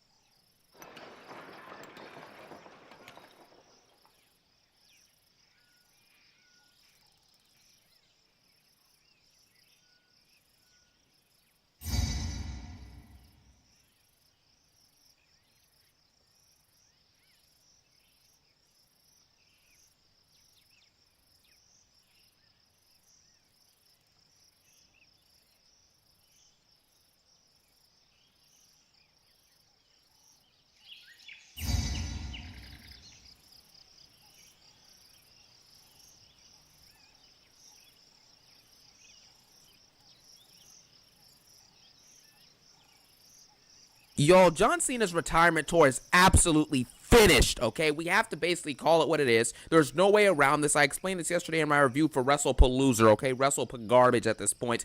This dude is done. The retirement tour has been absolutely sabotaged by Triple Fraud because he doesn't know what he's doing. John Cena has paroled out here. At the beginning of the year, we knew he had 36 dates left, okay? And since that announcement on the Raw on Netflix, the first episode of the year, now to now, where we're at, basically the day after WrestlePalooza, we cannot actually sit here and say that this retirement tour has been anywhere near the best that it could have been. I'm not saying it needs to be the exact best it could have been, the best retirement tour ever, all that stuff, but it could at least have been close. This isn't even close. And you know how bad that this retirement run has been. When you watch WWE Unreal and Triple H admits that he had the idea of turning Cena heel, and all of a sudden 5 months after the heel turn, he's turning face again on a random episode of SmackDown. This lets you know how bad the booking has been. They don't even have a proper way to turn this dude face. They're just like, you know what? Hey, man, go out there in the segment and just say that you're a face again. That's all we can do. That's all they can do because it's over at this point. The GOAT, in my opinion, the greatest of all time, John Cena, is wasting his final moments away. You think about what happened at WrestleMania 41 with the absolute disaster class match with him and Codarius Rodington for the WWE Championship. And then afterwards, he had a feud with Randy Orton that lasted, what, 3 or 4 weeks. The build was not as good as it could have been. Another wasted potential feud. The match ended up being pretty fun to watch, but it wasn't anything special. He then fought R-Truth at Saturday Night Main Event. That match was not special. R-Truth then got fired 2 weeks later or released and then brought back anyways, and nothing came from that. John Cena then fought a tag match with Cody Rhodes and Jey Uso versus him and Logan Paul. That match went nowhere. Cody Rhodes pinned him, and John Cena was seen leading up to it glazing Logan Paul just to be fighting Logan Paul a couple months later. Then after they fought at Money in the Bank, John Cena then fought CM Punk at Night of Champions in a 2 or 3 week build. I will give you this 3 week span, John Cena actually had multiple good moments, okay? The pipe bomb he cut on CM Punk was really good. CM Punk doing the Punkonomics thing in Saudi Arabia before the show was good. And the match itself ended up being decent. Wasn't the greatest, but it was actually a pretty decent match. It was enjoyable, okay? It had some shenanigans. That was pretty fun. Then you moved out of that, and we got the build to SummerSlam, which is a rehash and rematch of him and Cody Rhodes. And leading up to the last SmackDown before it, he's turning face on a random episode of SmackDown because he feels like it. That is the culmination to this 5-month heel run booked by Triple Fraud, okay? And that's the culmination. And I don't want to hear about, oh, well, TKO, The Rock, they ruined it. No, they didn't. The WWE Unreal show literally shows you that Triple H came up with the idea for Cena to turn heel and for him to fight Cody for the WWE title at WrestleMania. The Rock wanted Cody to turn heel and be his champion, and then Cena has to topple The Rock and Cody Rhodes at Mania. That's what The Rock wanted, and Triple H wanted something else. They went with what Triple H wanted, and look how it turned out. Stop blaming everyone else. There's no excuses for this, man. Why is John Cena, with 6 dates left, going out last night at WrestlePalooza and taking 5 or 6 F5s and getting pinned? Is this really the maximum you can do? On Raw last week, he comes out and says, I'm going to bring the fight to Brock Lesnar, and then gets F5 5 times at WrestlePalooza and gets pinned, and that's it. That's 2 wasted dates where he did absolutely nothing. That's it. These are the last times we're going to see this guy, and 2 of the dates just wasted, gone just like that on nothingness. And what's the excuse now? He's going to get his get back at Crown Jewel. Yeah, nobody cares. There's no story or build for any of this. Why did Brock Lesnar return and attack John Cena? Can someone please tell me why that happened? Nobody knows, because there's no reason given to any of this absolute garbage. Last night, if you wanted to have a match where John Cena and Brock Lesnar, and Cena gets pinned in 5 F5s or whatever the heck, you could actually have had an epic conclusion. Add a stipulation to the match. Put something on the line. Maybe don't take the belt off of Cena for no reason now that he's a face versus Cody Rhodes at SummerSlam, and have Cena and Lesnar feud for the WWE Championship. Maybe that could have added some gravitas and actually made this final match between them, or second to last match, whatever, actually feel epic, But instead, the match was, 5 minutes? It was a boring finisher fest. John Cena hits 3 AAs. Lesnar randomly gets up and hits him with 5 or 6 F5s and pins him. And that's it. Lesnar hasn't wrestled in 2 years and lost to a few crossroads at SummerSlam a couple years ago. And now John Cena, who just took 5 crossroads at SummerSlam, multiple Cody cutters, disaster kicks from the top WWE champion in the company, who's billed as the top guy, and he kicks out of all that, but Brock Lesnar returns and it's 5 F5s and Cena is knocked out in 5 minutes. That is the booking that Triple H is giving you. It makes no sense. And with John Cena only having 5 days left, how can you possibly convince yourself that this is the best way you could use John Cena? Throughout this entire year, we have not had nearly enough backstage segments or segments outside of the live mic promos where John Cena is backstage interacting with other wrestlers. Maybe having some type of segment backstage or something, talking to anyone. How do other people feel about the fact that John Cena's retirement tour is here? He's done soon. No one feels anything about it. We don't see him talk with anyone backstage. He does a 5-minute promo and leaves the show, and that's it. He doesn't wrestle on TV. He's had 2 or 3 TV matches in 36 dates. Are you is that really the best that you can do with this guy? It's dude, you cannot make this up. This has been a failure, and the only way that you can try, and people are trying to make excuses. I've seen people on Twitter or on YouTube making excuses about, oh, well, John Cena's going to get his get back at Crown Jewel. It doesn't matter. There's no story. Why would I care if John Cena beats Brock Lesnar again? Why does it matter? He beats Brock Lesnar again, so what? There's no story. It doesn't matter. There was no story building to yesterday's match, and there's no story building to the Crown Jewel match because he has no slated dates until Crown Jewel in Australia. And I've seen people try and say, oh, well, what about War Games, man? You see Lesnar teaming up with Paul Heyman in the Vision? Nobody cares about War Games. Let me explain to you why this is stupid, why the potential War Games match doesn't even make any sense anyways. Let's say John Cena gets his get back at Crown Jewel, okay? That's John Cena now has beaten him multiple times. He's conquered the Beast. Cody Rhodes beat Lesnar multiple times. Let's say Roman Reigns is on the War Games team. He beat what's his name, Brock Lesnar multiple times. He also beat Brunson Reed, as well at Clash in Paris. You know what I'm saying? John Cena is obviously on the power scaling. Him, Cody, and Roman are levels above everyone on the other team at that point. What's the point of this? Roman Reigns beat Lesnar at SummerSlam. He beat him at Mania. He beat him everywhere at this point, man. What does a War Games match, what does that confirm? What does that do for anyone? The War Games matches are just there to say, oh, look at this cool team teaming up against this cool team. That's all it is. Nothing about that is awesome. I don't give a crap about War Games, bro. It doesn't matter. The real aftermath of War Games is what really matters. When the leaders of each respective team actually fight each other individually, that's what matters. So let's say the War Games teams are Rollins, Brunson Reed, Braun Breaker, Brock Lesnar, and like Drew McIntyre or some other jobber they put in there, okay? That team of people versus Roman Reigns, John Cena, Cody Rhodes, CM Punk, and maybe LA Knight or Randall Orton.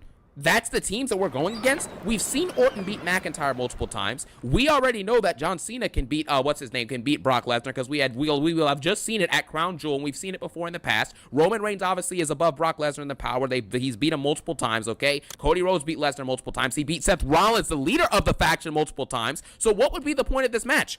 We already know that the faces are going to win. The match existing makes no sense, like I just explained, because it shouldn't even be close, right?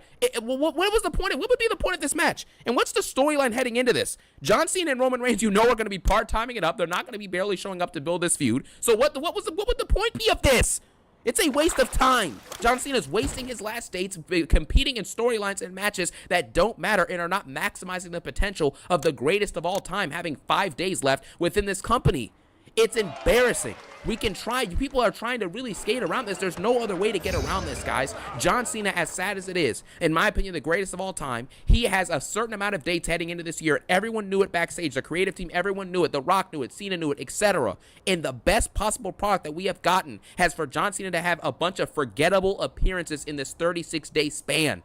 That is sad, and it is embarrassing, man. It feels like a sabotage. Triple H, maybe because of his ego and his jealousy, maybe because he was never bigger than John Cena, you know what I'm saying, as a star and as a wrestler, maybe now he's trying to get back at him with this garbage booking, because that's all I can think of for this. How else can you justify Brock Lesnar returning after 2 years, you know what I'm saying, and coming back and F5ing John Cena at the end of SummerSlam, which is by far his best appearance he's had this year since he's come back, you know what I'm saying, for this retirement tour. After his best appearance, he gets F5'd and sent on his way, sent packing. For Lesnar to not show up for the following 4 weeks afterwards and then randomly show up on a SmackDown the week after Clash in Paris. That is how you justify. How can you explain this? How? This is embarrassing. This is sabotage. This is ridiculous at this point. John Cena deserves so much better. After the many decades and decades, it's been over 2 decades. This guy has sat here, and you know what I'm saying? He was a full-timer for, 14 years at this point? You know what I'm saying? Doing all the press tours, all the media, wrestling, all the matches, dealing with the garbage creative that he was given at times by Vince McMahon, sometimes giving him some trash behind storylines. You know what I'm saying? And him going out there and having to put his best foot forward and entertain fans, do all the Make-A-Wishes, make all the media dates, wrestle week to week, wrestle on the live events, be on the pay-per-views, defend the championship, 17-time world champion John Cena, the never seen 17, all this stuff, the sacrifices that he put in for decades in order to get this retirement tour where he was supposed to be giving back to the fans. We're supposed to be giving back to him, you know what I'm saying, reciprocating the greatness and the love between him and the fans. And this is supposed to be a celebration. You get what I'm saying? And this is what we got. John Cena wasting 36 dates, having meaningless storylines that go absolutely nowhere, one-off feuds that have nowhere near the amount of necessary effort or development in them to make those feuds actually great. They gave him the bare minimum, and it wasn't even the quality of a bare minimum, dude. This is below the bare minimum, bro. Bare minimum effort and garbage quality. And this is sad. It's unacceptable at this point, man. There's no story to any of this. I don't care about a War Games match that makes no sense and already has a predictable winner. I don't care about John Cena getting his get back at Crown Jewel. There's no reason for a get back. G's 2-5 versus Brock Lesnar in his career or something like that, or 2-4. He wins the match, then what? He's 3-4? What, we're 3-5? What does that accomplish? None of this is accomplishing anything, man. It doesn't accomplish anything. It's a waste of time. Everyone knows this at this point. These are just facts. This isn't even an opinion at this point. After what I've just said, I've just realized it's not even an opinion. This is just the facts at this point. There's no other way to do it, man. The storylines make no sense. Cody Rhodes has beaten Seth Rollins like 3 or 4 times, and now they're going to fight again in a War Games for what? For what? He just beat Drew McIntyre, so Drew McIntyre being on the team, what does that accomplish? Nothing. This is a failed retirement tour, and with 5 days left, and we already know what 1 or 2 of the dates are going to be, it's a waste of time. It is. Who's his final opponent going to be? Let me guess, Gunther? With no story and no build, he's just going to show up and beat John Cena in 15 minutes at Saturday Night Main Event, and the broadcast are going to cut off before Cena can even say his goodbye speech? Like, this is a failure. There's no other way around it, and you guys all know this. You should all know this. Don't settle for anything less. This company giving you garbage and people trying to justify it is unacceptable. The show last night, that they charged $30 plus a month now to see these shows. You know that fans are not going to be spending their money on this consistently, and they shouldn't. They shouldn't be spending money on this. Nobody should ever be buying a ESPN Unlimited subscription for $30 a month just to watch WWE. If you have the idea of doing that, do not do it. It is a waste of your time, and it is a waste of your money. Nothing about the show last night was worth $30+ for you to pay to see that crap. What on the show last night was worth $30 to you, man? Nothing. Absolutely nothing, bro. WWE is taking more and more money and giving you less and less quality and less effort, and it needs to be called out. We can't sit by and just watch this company continue to try and take money. That's what's going to happen, and that is why the PLE views on ESPN are going to go down. I'd love to see the report on the PLE viewership for this show, because I know that way less fans are going to be able to buy this, because I know that way less fans are going to want to spend the $30, you know what I'm saying, to buy this PLE, because it was a waste of time and it was an absolute travesty and a joke. Save your money. Close your wallet. And again, like I said, if it wasn't for me doing this YouTube and really, you know what I'm saying, love making these videos for you guys and love making them because it's a hobby of mine, right? If I didn't like that, I would not be spending money on this PLE. I would watch it on some other website, or I just would tune into the highlights on ESPN or something like that, or on YouTube. And it's as simple as that. There's no reason to actually watch this stuff. The week-to-week shows suck. That's why the viewership is declining. The merch sales are declining, right? The revenue, obviously, TKO is in billions of dollars of debt. You know what I'm saying? Shout out to the boy, Bobby Monsoon. You know what I'm saying? Billions of dollars of debt. You know what I mean? But that's the deal. They're in billions of dollars of debt. They're hiking up the ticket prices so people are going to get priced out of these events. It's not acceptable, man. Take a stand to this garbage. Don't just let them walk over the fans and just celebrate this trash. This is absolute garbage, and it's as simple as that. Thank you guys for watching. Have a phenomenal day. John Cena, the greatest of all time, has had his retirement tour wasted, and if you believe otherwise, you're just being delusional at this point. So thank you guys so much for watching. Have a phenomenal day. Peace out, and let's just hope that the never seen 17 Jonathan Cena can actually get a good ending to his career, man. One love.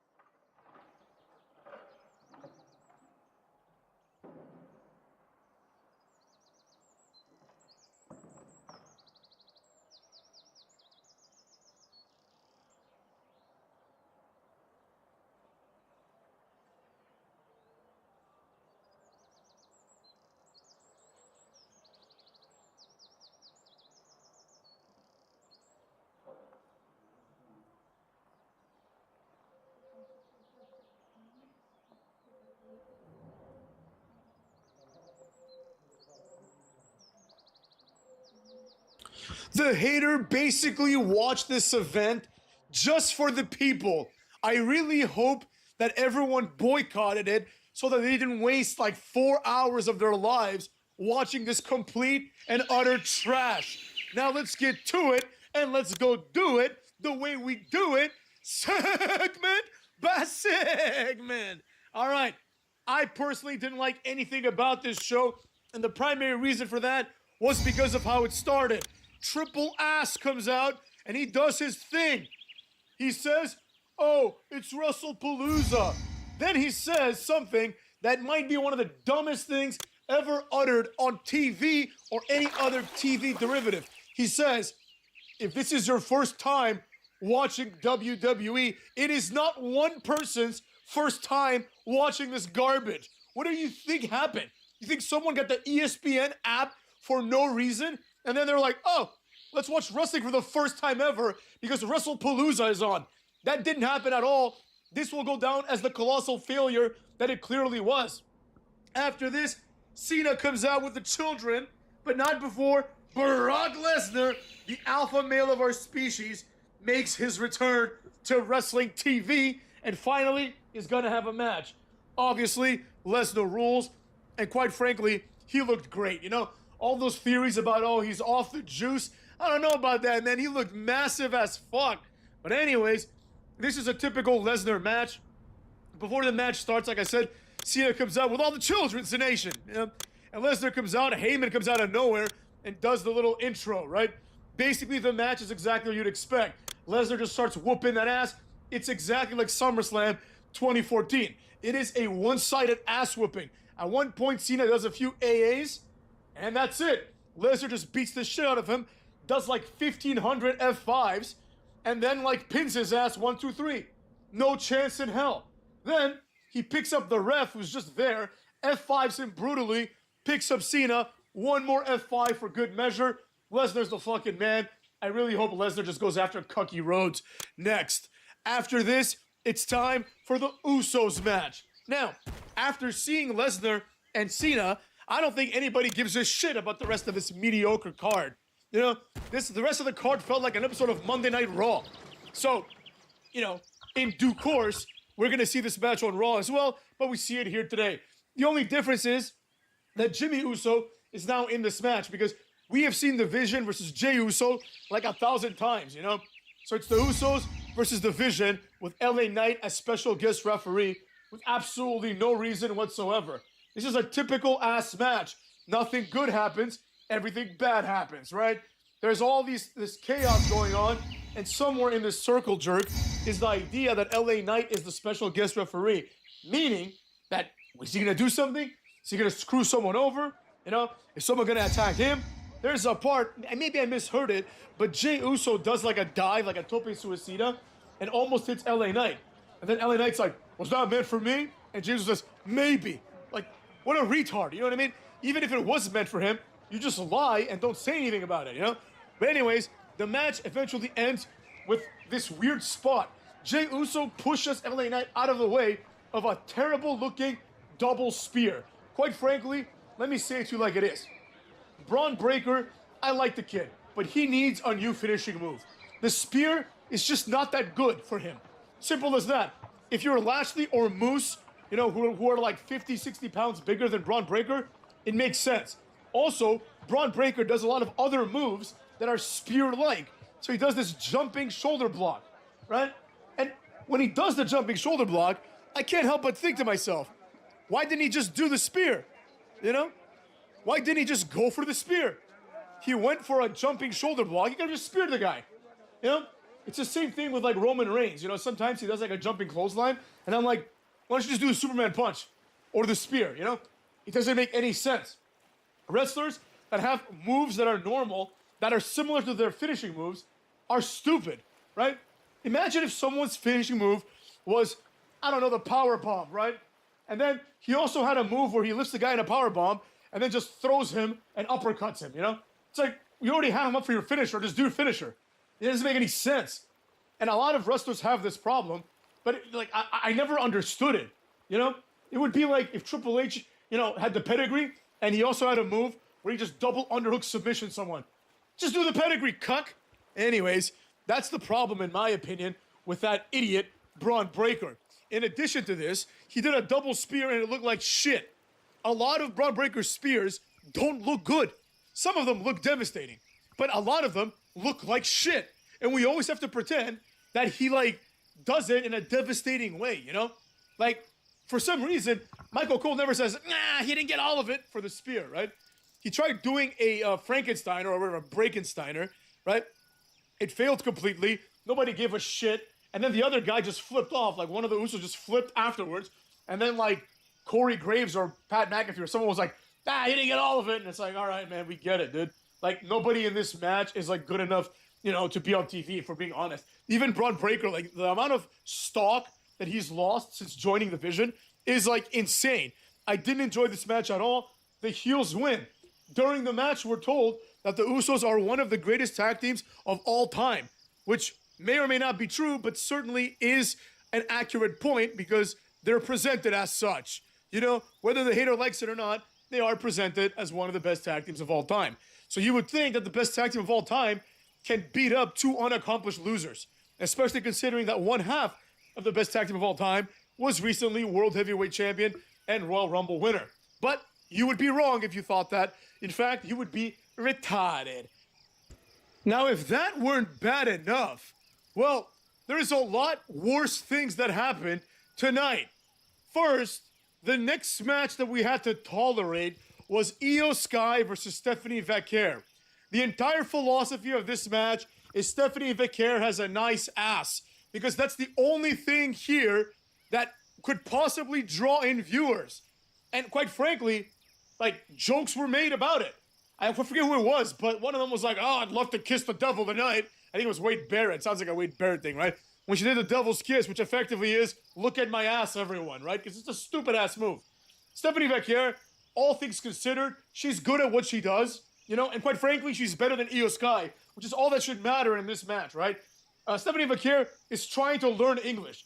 Io Sky, Asuka, and that idiot retard jobber who was recently fired, Andrade, never made a good faith effort to get good at their job. It's unacceptable. Like, I'm so happy that Andrade is not going to be given any more opportunities in WWE. And I'm happy for him, because now he can go to, like, AAA or Mexico, whatever, and he can go speak Spanish, and maybe he can cut a promo and entertain people. Because it is unacceptable how bad this guy was at the basics of his job. It's just like he should have been fired years ago. You know? Whatever, it is what it is. Stephanie Vaquer is trying, and I respect that. Furthermore, she did a corkscrew moonsault. I don't think I've ever seen a girl do that other than Charlotte, so that was pretty impressive. But beyond that, the match was really stupid and really botchy. Let's call it like it is. First of all, Vaquer's regular finisher, which is a package powerbomb like hold into a backbreaker, is retarded. Just pick her up and do like a regular backbreaker. It's gonna hurt the exact same. You know, it's not a finisher-worthy move. Io Sky, everything she does is basically a botch or unrealistic. It's just stupid. Like, Io Sky wrestling effectively is absurd. More on that later, because there's worse than Io Sky. You know, Io Sky at least tries to hold her own and does crazy-ass dives and shit like that, but she's not entertaining. I don't understand why she's so successful in her craft, if you will, right? The match was boring. Stephanie Vaquer became the world champion. Nobody cares at all. She went out there. She, like, celebrated with her dad who was there. As Michael Cole told us that it was her dad. I could give a shit, you know what I mean? The only solace that there is to be found in this is that, in my opinion, the right woman won. Stephanie Vaquer is probably one of the most attractive divas. I think she's definitely the most attractive diva right now, right? Like, because, let's be honest. Let's say it like it is, motherfucks. They don't have that many lookers in there. It's just a bunch of weirdos. A bunch of weird broads. But anyways, so I'm glad she won for that, but that's all I can say about this. The match was not entertaining. After this, it's time for the mixed tag match, which should go down in history as one of the worst matches of all time. This match was atrocious. The entire first half of the match was predicated upon AJ Lee getting the tag and therefore becoming the legal woman in this match. Now, once this happened, the entire match was basically three people, Seth Rollins, CM Cuck, and Becky Lynch, trying to make AJ Lee not look like the shit wrestler that she is. This felt like a Make-A-Wish kid's final wish, you know? I'd like to go in there It was just realistic. Remember that time when that Connor the Crusher kid, rest in peace, you know, when they had him like pin Triple H? It was as realistic as that. It was as realistic as that. It was stupid. AJ Lee is terrible at this. She might be the worst ever. Like, Brock Anderson and Anarkia feel like Owen Hart and Bret Hart compared to this broad. First of all, everything she did looked like shit and was fake. She did a lot of moves that were basically botches. Her finishing move is retarded. Anyone can get out of it. All you gotta do is drop her on her head, and that's it. But for some reason, nobody thinks of this obvious counter. It's insulting to our intelligence. A lot of her moves were also done with assistance. There was a part where she grabs like Becky Lynch in like a DDT, like front face lock, right? And then she's gonna do like a tornado DDT by kicking off of Seth Rollins. She does not have the athleticism to do this. So Seth Rollins, if you see the replay, he grabs her leg and pushes her upwards, right? So she can actually do the move.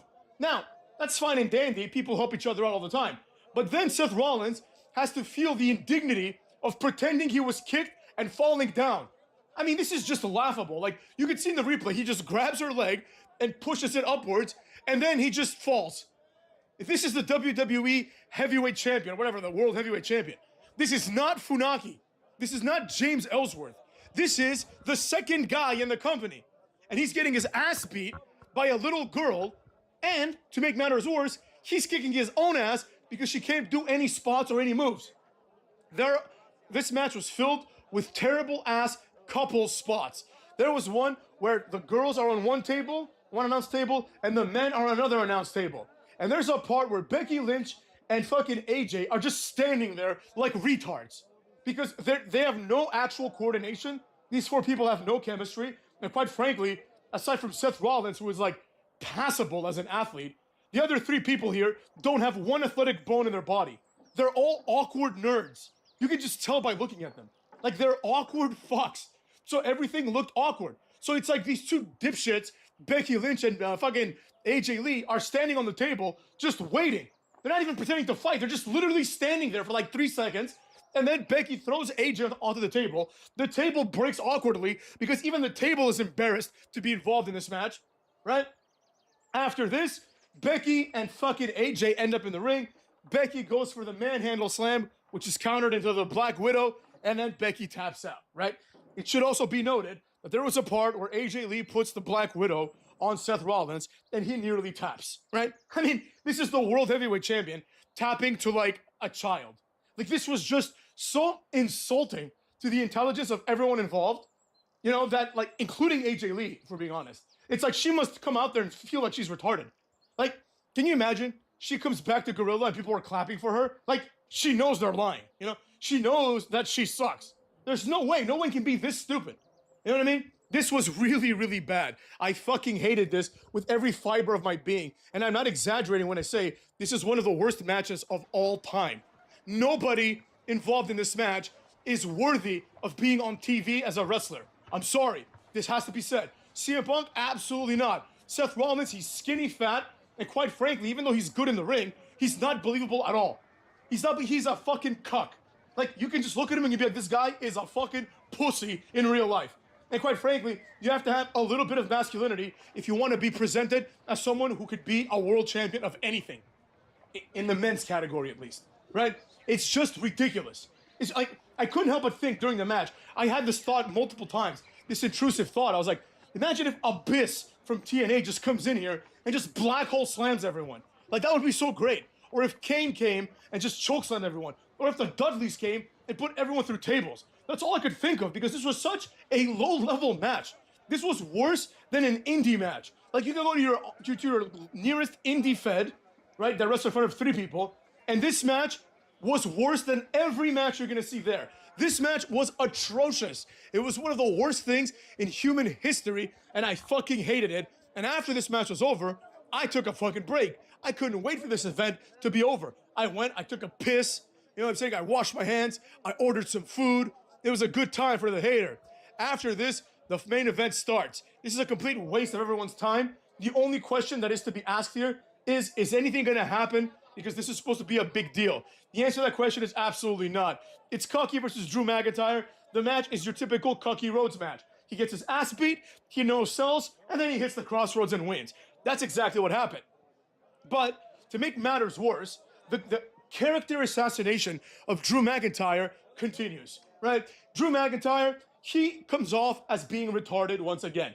Let's be real. He can be gone for 3 weeks. He can come back. He can attack like, I don't know, Damian Priest again or something. And then Wade Barrett's going to say, this new version of Drew McIntyre, I haven't seen anything like him before. Like, that's what's going to happen. Because this was a disaster. Drew McIntyre comes out and he's doing that Doubting Drew. You know Doubting Drew? When he goes for a cover, the guy kicks out, and then Drew McIntyre like seethes and wallows on his knees in the middle of the ring like a bitch. You know what I mean? This guy is also not sufficiently worthy to be on TV. He's close because he at least looks like a man, but he doesn't act like one. He acts like a little bitch. Drew McIntyre is the kind of guy who hits his finisher and then pins the guy kicks out, and then he's all surprised, but instead of being surprised and angry, he's surprised and like distraught. And then Michael Cole says, Drew McIntyre must be thinking, what do I have to do next? You know, like, shut the fuck up. Shut the fuck up. I hate this guy. So anyways, after looking dejected for a while, Drew and Cody end up on the outside where the second phase of the humiliation of Drew McIntyre starts. He tries to do the Claymore to like a kneeling Cody by the table. The Vietnamese referee guy, he comes out there, he's like, don't do it, Drew, right? And Wade Barrett says, why is the referee getting in the way? And then Cole's like, human compassion there, Wade, right? Like, what the fuck are you talking about? You know, Wade Barrett is 100% right. For some reason, like, when Roman Reigns gets, like, speared one time, like, the entire security has to come out. But, like, Paul Heyman, who's, like, a fat bastard, gets choked out by Roman Reigns, and nobody cares. Like, Rhea Ripley beats Dominic with a stick, and the referee's like, you earned it, right? This is retarded. Like, this is why this company is in the shitter. Anyways, Drew McIntyre still goes for the Claymore and misses. Cucky just moves out of the way. Simple as that. A classic Cucky counter. He just gets out of the way so Drew McIntyre looks like an even bigger retard. Then, to make matters even worse, Drew McIntyre kicks through the table. The table, it's revealed, is made by some sort of balsa wood, plywood type shit. Like something that anyone can kick and it would never hurt anyone. But then Drew McIntyre has to face the indignity of pretending that this hurt him to the point of injury, right? So you're thinking, all right, this is just like an opportunity to give Cucky Rhodes an opening, right? No, you'd be wrong about that too, Cuckstis. What happens is they end up in the ring. Cucky goes for like a Cucky cutter, right?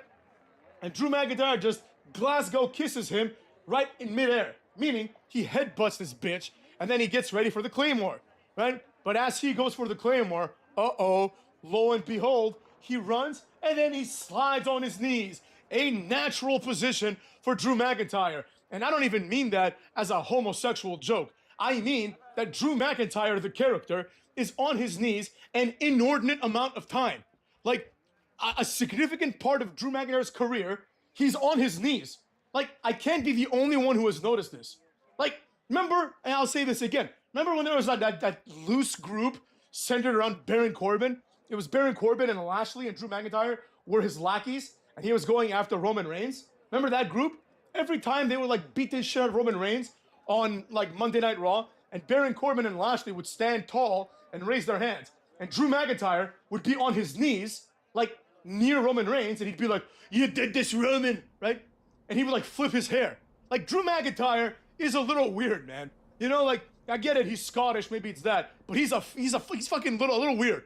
This guy's always on his knees. It's odd, motherfucks. It's strange. A grown man with long hair, always on his knees complaining. That's the Drew McIntyre character. Let's be real. The Drew McIntyre character is he's a loser who spends a lot of times on his knees and he complains a lot. That's it. That's the entire Drew McIntyre character. It's been years since he's done anything impressive. You know what I mean? As a character, that is. Years since Drew McIntyre has done anything noteworthy. You know, as a matter of fact, if you ask me, after the Royal Rumble and after he beat Lesnar, that's it. It's all been downhill, boring, bullshit, jobber nonsense.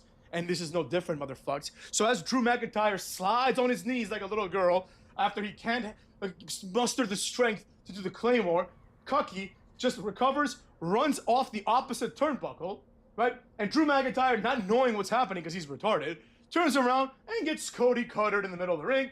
Cody picks him up. One fucking crossroads. That's the end of that. And hopefully this is the end of Drew's career because I've had enough of this fucking loser. This is unacceptable. And basically then the match ends. So now you're thinking, is anything going to happen? No, absolutely not. But I will say one other thing that I noticed. Michael Cole says, it's time for the post show, right? So you know it's over, right? Unless like, you know, The Rock's music hits or something, it's over, right? So he says it's time for the post show, and there's only one man that can let us have it, and that is Joe Tessitore. And they cut to Joe Tessitore, who's talking, but his mic isn't working. This is not the first, nor will it be the last time in recent memory that the WWE production team has fucked everything up, right? Ever since Vince left, there have been an inordinate amount of mistakes, an inordinate amount of fuck-ups in production. Everything was tight. Almost never, like literally, in like 30 years of watching wrestling, you'd never see something like this. Never, motherfuckers. And if it happened, that person would be fired, and that'd be the end of that. Today, it's like, yeah, here's Joe Tessitore, no audio. This is your first broadcast on ESPN, and you have no audio. If you watch an NFL game or even a college football game, the production is tight. There's no mistakes because there's no room for mistakes. WWE, lackadaisical, company on its last leg, complete disaster. Lollapalooza was complete shit. But I will say this, Brock Lesnar and Cena were involved, so I can't give it a 0. But despite that, I can give it a -1. I can go below 0 because even Brock Lesnar and Cena cannot raise this shit up. Let's be honest here, all right? John Cena and Brock Lesnar are GOATs, but this event was garbage. Now, if you adjust for what this event represents, then it was extreme garbage. It was garbage palooza because this represents some sort of attempt to reach a newer, wider audience. I don't know who the retard is that thought that would work, but there is one in there somewhere. And if you take that into account, this is worse than the worst because it underdelivered not only for a regular event, but it sure as shit significantly underdelivered for an event of some sizable magnitude, which it purported itself to be. This was ass. I hated every second of it after the Lesnar and Cena match. I understand you don't want to end the show on a bad note, but once that match ended, I've just seen Brock Lesnar, motherfuckers. I've just seen Brock Lesnar. Who the fuck is stupid enough to think that I've seen Brock Lesnar and now I'm going to stick around and watch AJ Lee? Exactly. I only did it because of this channel. Otherwise, I was with my friend. I would have been like, oh, fuck yourself. I'm going to go, like, make sports bets or something. I'll do anything other than this. But there you have it, cucks. I hated this. So did you, I bet. So let me know your thoughts in the comments. I want to hear what everyone has to say. But, quite frankly, I do and I don't because I'm pretty sure that not one person is going to say this was good. So with that being said, go fuck yourselves. WrestlePalooza was ass. I hated it. So did you, motherfucks. So did you. See ya, cuckolds.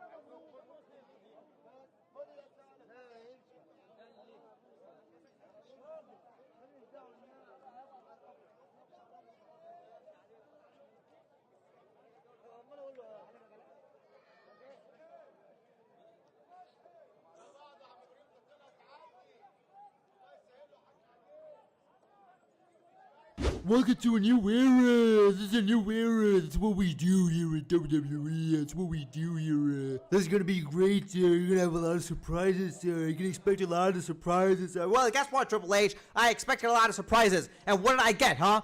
What did I get? Nothing! Now look, here's the thing, man. Triple H, you can be as bad as a booker as you want, alright? I don't care. But don't tell us to expect something good. Because you always do this. You always do this, man. And I never understood it. If you're not gonna book some good stuff, then don't tell your fans to expect some good stuff. Because I swear to God, this guy was going on interviews and podcasts and whatever, and he was talking about how like we can expect some surprises out of WrestlePalooza. We can expect some great stuff out of WrestlePalooza. What do we get, huh? What do we get? We got nothing. No surprises, no great moments, nothing. If you're gonna underdeliver, then don't overpromise. It's not that hard. Because holy hell, dude, this show was horrible. Straight up horrible. Like, this is the kind of show they book when they tell you to expect good stuff. This is how the show is when they tell you to expect some, WrestleMania new era level stuff. Then just imagine how a B tier or C tier PLE is gonna be. Like, bro, just tell me, what about the show screams new era to you? What about the show actually made a statement that we're in a new era right now and we're gonna do some great stuff? What? Did we get a new stage? No. Did we get a shocking moment? No. We got nothing, man. Absolutely nothing. But even then, okay, fine. Was the wrestling in the show at least good? Absolutely not. God damn it, man. This show was awful. Just straight up awful. So yeah, whatever, man. There's really nothing more to talk about here. So let's just get into the review of Sponsor Palooza. The show kicks off with John Cena versus Brock Lesnar. And oh my God, dude. John, just pack up your things, man. Just pack up your things, pack up your George, pack up your sneakers, pack up your hat, pack up your wristbands, pack up everything and leave. Just retire already, man. Because I seriously can't take this any longer. How much worse is this retirement tour gonna get? There's no way anybody can look me dead in the eye and tell me that Triple H is not deliberately trying to sabotage John Cena's career. This selfish prick definitely has something against John Cena. Now here's the thing, guys. I told you, sorry. I told you this match was going to be bad. But I'm not going to lie, this was so much worse than I thought it would be. Like, I knew this was going to be bad, but not this bad. Not this bad. What the hell was this? This was a squash match. Just a straight up squash match. Are we seriously doing Brock Lesnar squashes John Cena lore in 2025? Are you kidding me, man? We did this in 2014, 11 years ago. That's that. Let's just move on from that. Let's do what we can here in 2025. Let's tell the best story we can possibly tell here in 2025. But no, what do we get? We just get the same old stuff over and over again. Brock Lesnar squashes John Cena. John Cena tries to fight back, but he fails. Like, bro, we've done this already. We've done this already 11 years ago. And the worst part is that John Cena has 5 dates left. 5! One of the greatest of all time, if not the greatest of all time, has 5 appearances left. And you're telling me one of them was a squash match? A squash match where he got squashed by Brock Lesnar, who was washed, by the way. Brock Lesnar is absolutely washed. This guy was gassed and pink as hell 2 minutes into the match. 2 minutes. I swear to God, bro, Brock Lesnar's got to get out of here. Get out of here, man. Literally get out of here. I don't get why people want to see this guy in WWE. Like, okay, fine, the whole, situation aside, the lawsuit aside, what does this guy have to offer? Why do you guys want to see Brock Lesnar so bad? There's nothing he can offer, and we saw that in the ring. We saw that in the ring tonight at WrestlePalooza. There's nothing this guy can offer in the ring. There's nothing he can offer in the mic, and we've known that for, decades at this point. So why do we need Brock Lesnar? Tell me, why? This dude can just walk away right now and spend the rest of his life jerking off to pissing videos and nobody's gonna care. We're not gonna miss anything.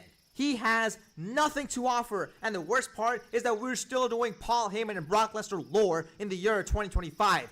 Get out of here, man. And that's the worst part. The worst part is this is going to continue. It's not like we're just going to move on to some better stuff with John Cena. We're in this 5 dates left. We're still going to continue this Brock Lesnar stuff. We're still going to do, Brock Lesnar and Cena in the War Games match. I bet we're going to get that. And guys, the worst part about all of this is that there's actually a decent chance that Brock Lesnar could be John Cena's final opponent.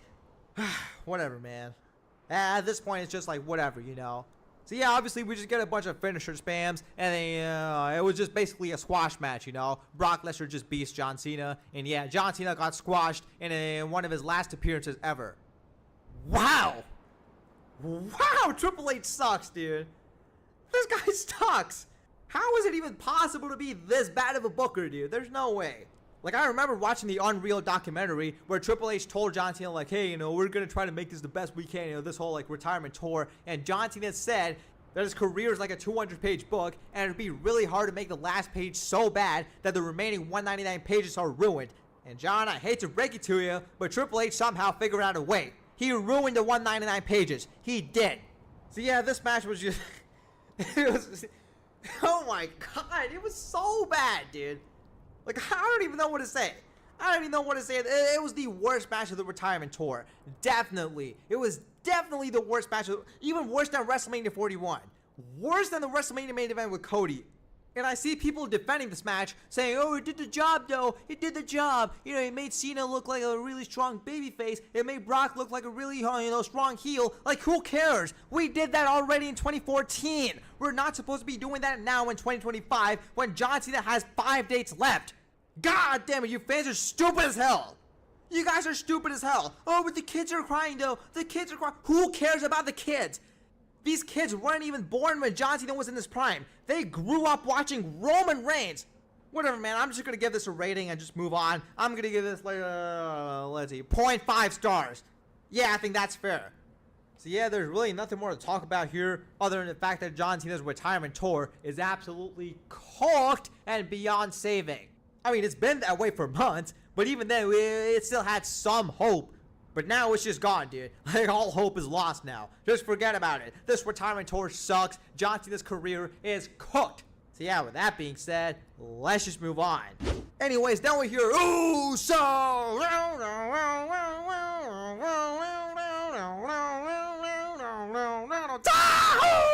Down since day one-ish, we've been down since. Day one-ish, we've been down since. Day one-ish, we'll line them all up, lock them down like this. Yeah, that's right, guys. The OG theme song is back. Although it might just be a one-off, I'm just glad that they brought it back for this, you know.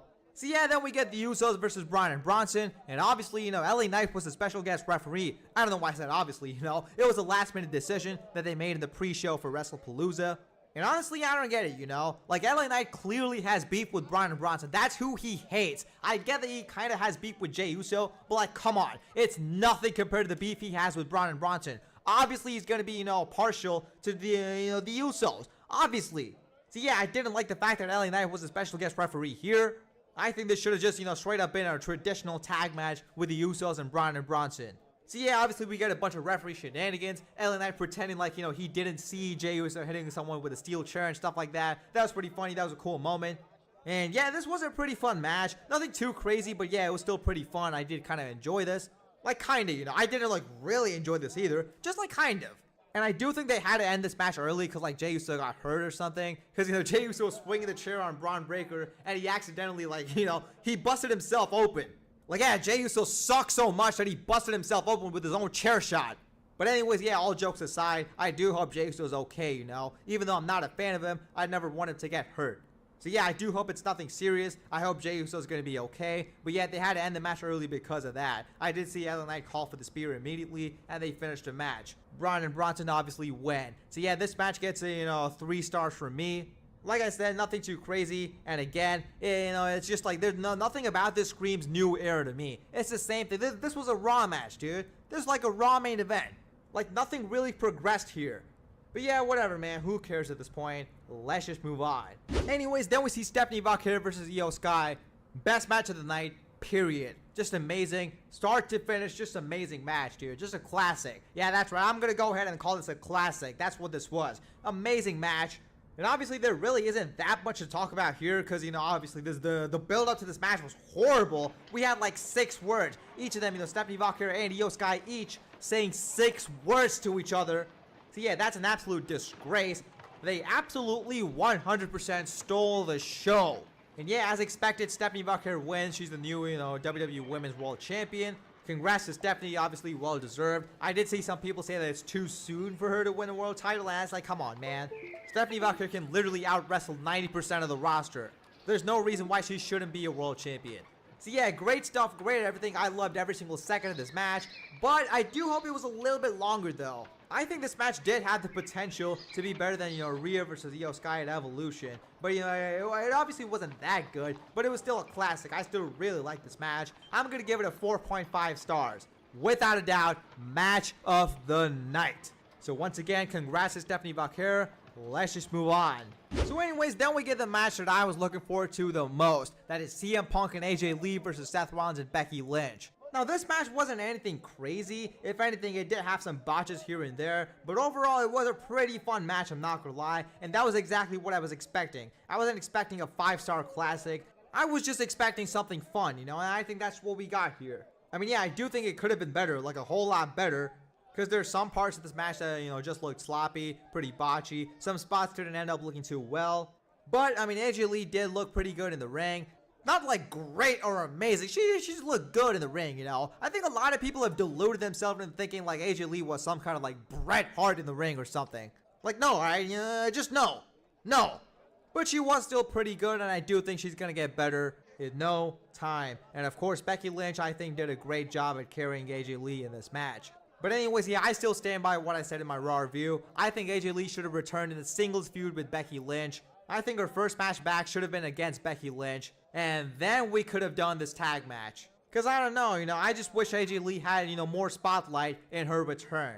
Now it's like, she just came back just because, just to be CM Punk's bodyguard, pretty much. I mean, she pretty much said that in her promo on Raw. She told Becky Lynch that she wouldn't have come back if she never put her hands on CM Punk. Like, get out of here. But anyways, yeah, we talked about that already in my Raw review. This match, however, like I said, wasn't anything too crazy. Nah, not too great either. Just good, just pretty fun. I think it was just, slightly below what it needed to be. I'm going to give this match 3.25 stars. And obviously, AJ Lee taps out Becky Lynch with a Black Widow. We get a pretty cool looking reversal from the manhandle slam to the, Black Widow. That looked pretty cool. And yeah, that was the finish of the match. AJ Lee submits Becky Lynch and gets the win for her team. Wow. Like I said, nothing too crazy. Just, pretty fun. With that being said, let's just move on. And now it's time for the main event. Yeah, guys, we're already in the main event. Like, it really feels like we got nothing on the show, man.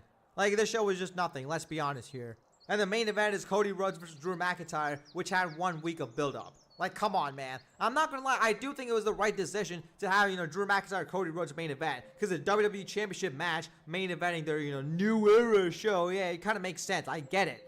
But, like, bro, they put 0 effort into this. What was this match? I mean, it wasn't bad. I didn't totally, I wasn't totally bored while watching this, but it was pretty boring. It was just nothing, This match was nothing.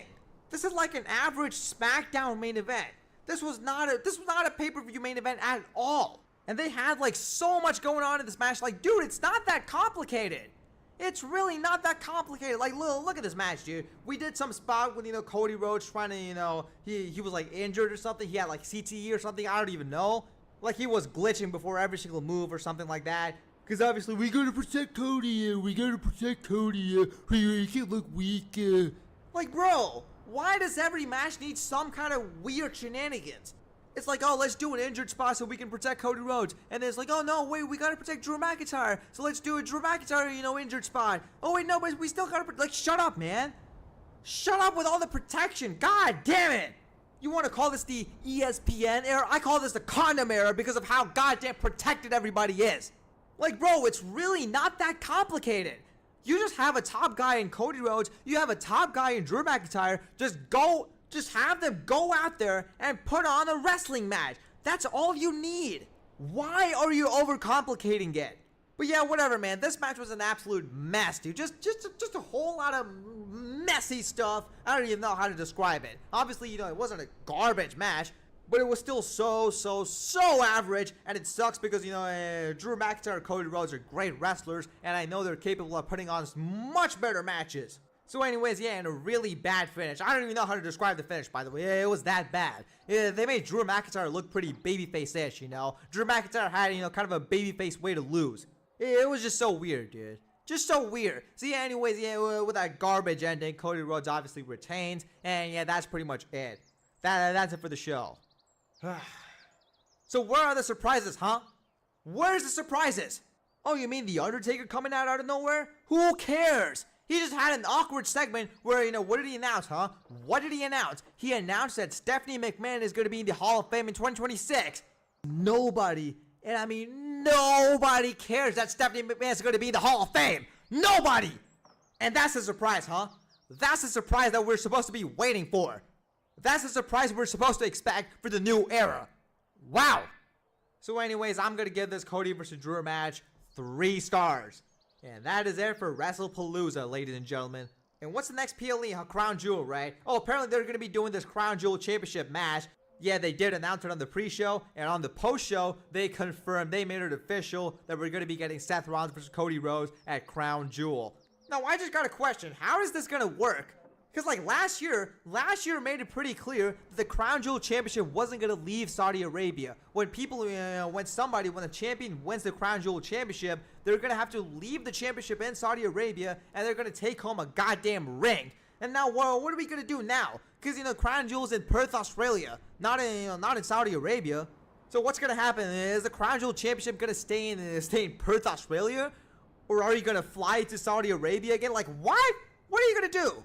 And yeah, whatever, man. This whole idea of the Crown Jewel Championship, it's just stupid as hell, man. It's just stupid. Nobody cares about champion versus champion, let's be honest here. Especially since the draft, the brand split is just dead at this point. So nobody cares about this whole, like, champion versus champion BS. And Cody versus Seth, while it is going to be a good match, let's be honest, nobody cares at this point. Because, if Cody Rhodes wins, it's like, whatever, man. Who cares? 2 years in a row, Crown Jewel champion, who cares? Cody wins, LOL. But if Seth Rollins wins, it's like, yay, Seth Rollins wins. Yay, he's finally 1-22 against Cody Rhodes. Like, who cares, man?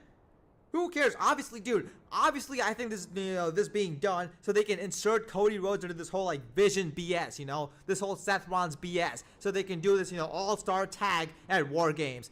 I think the babyface team for War Games is going to be Roman Reigns, Cody Rhodes, John Cena, and CM Punk. I think they're going to do an all-star War Games. And obviously, if they want to do a 5v5, I think they're just going to add Jey Uso in there. Because, apparently in WWE's eyes, Jey Uso is a main eventer for some reason. So yeah, with that being said, there's really nothing more to talk about here other than the fact that we are in the dark ages.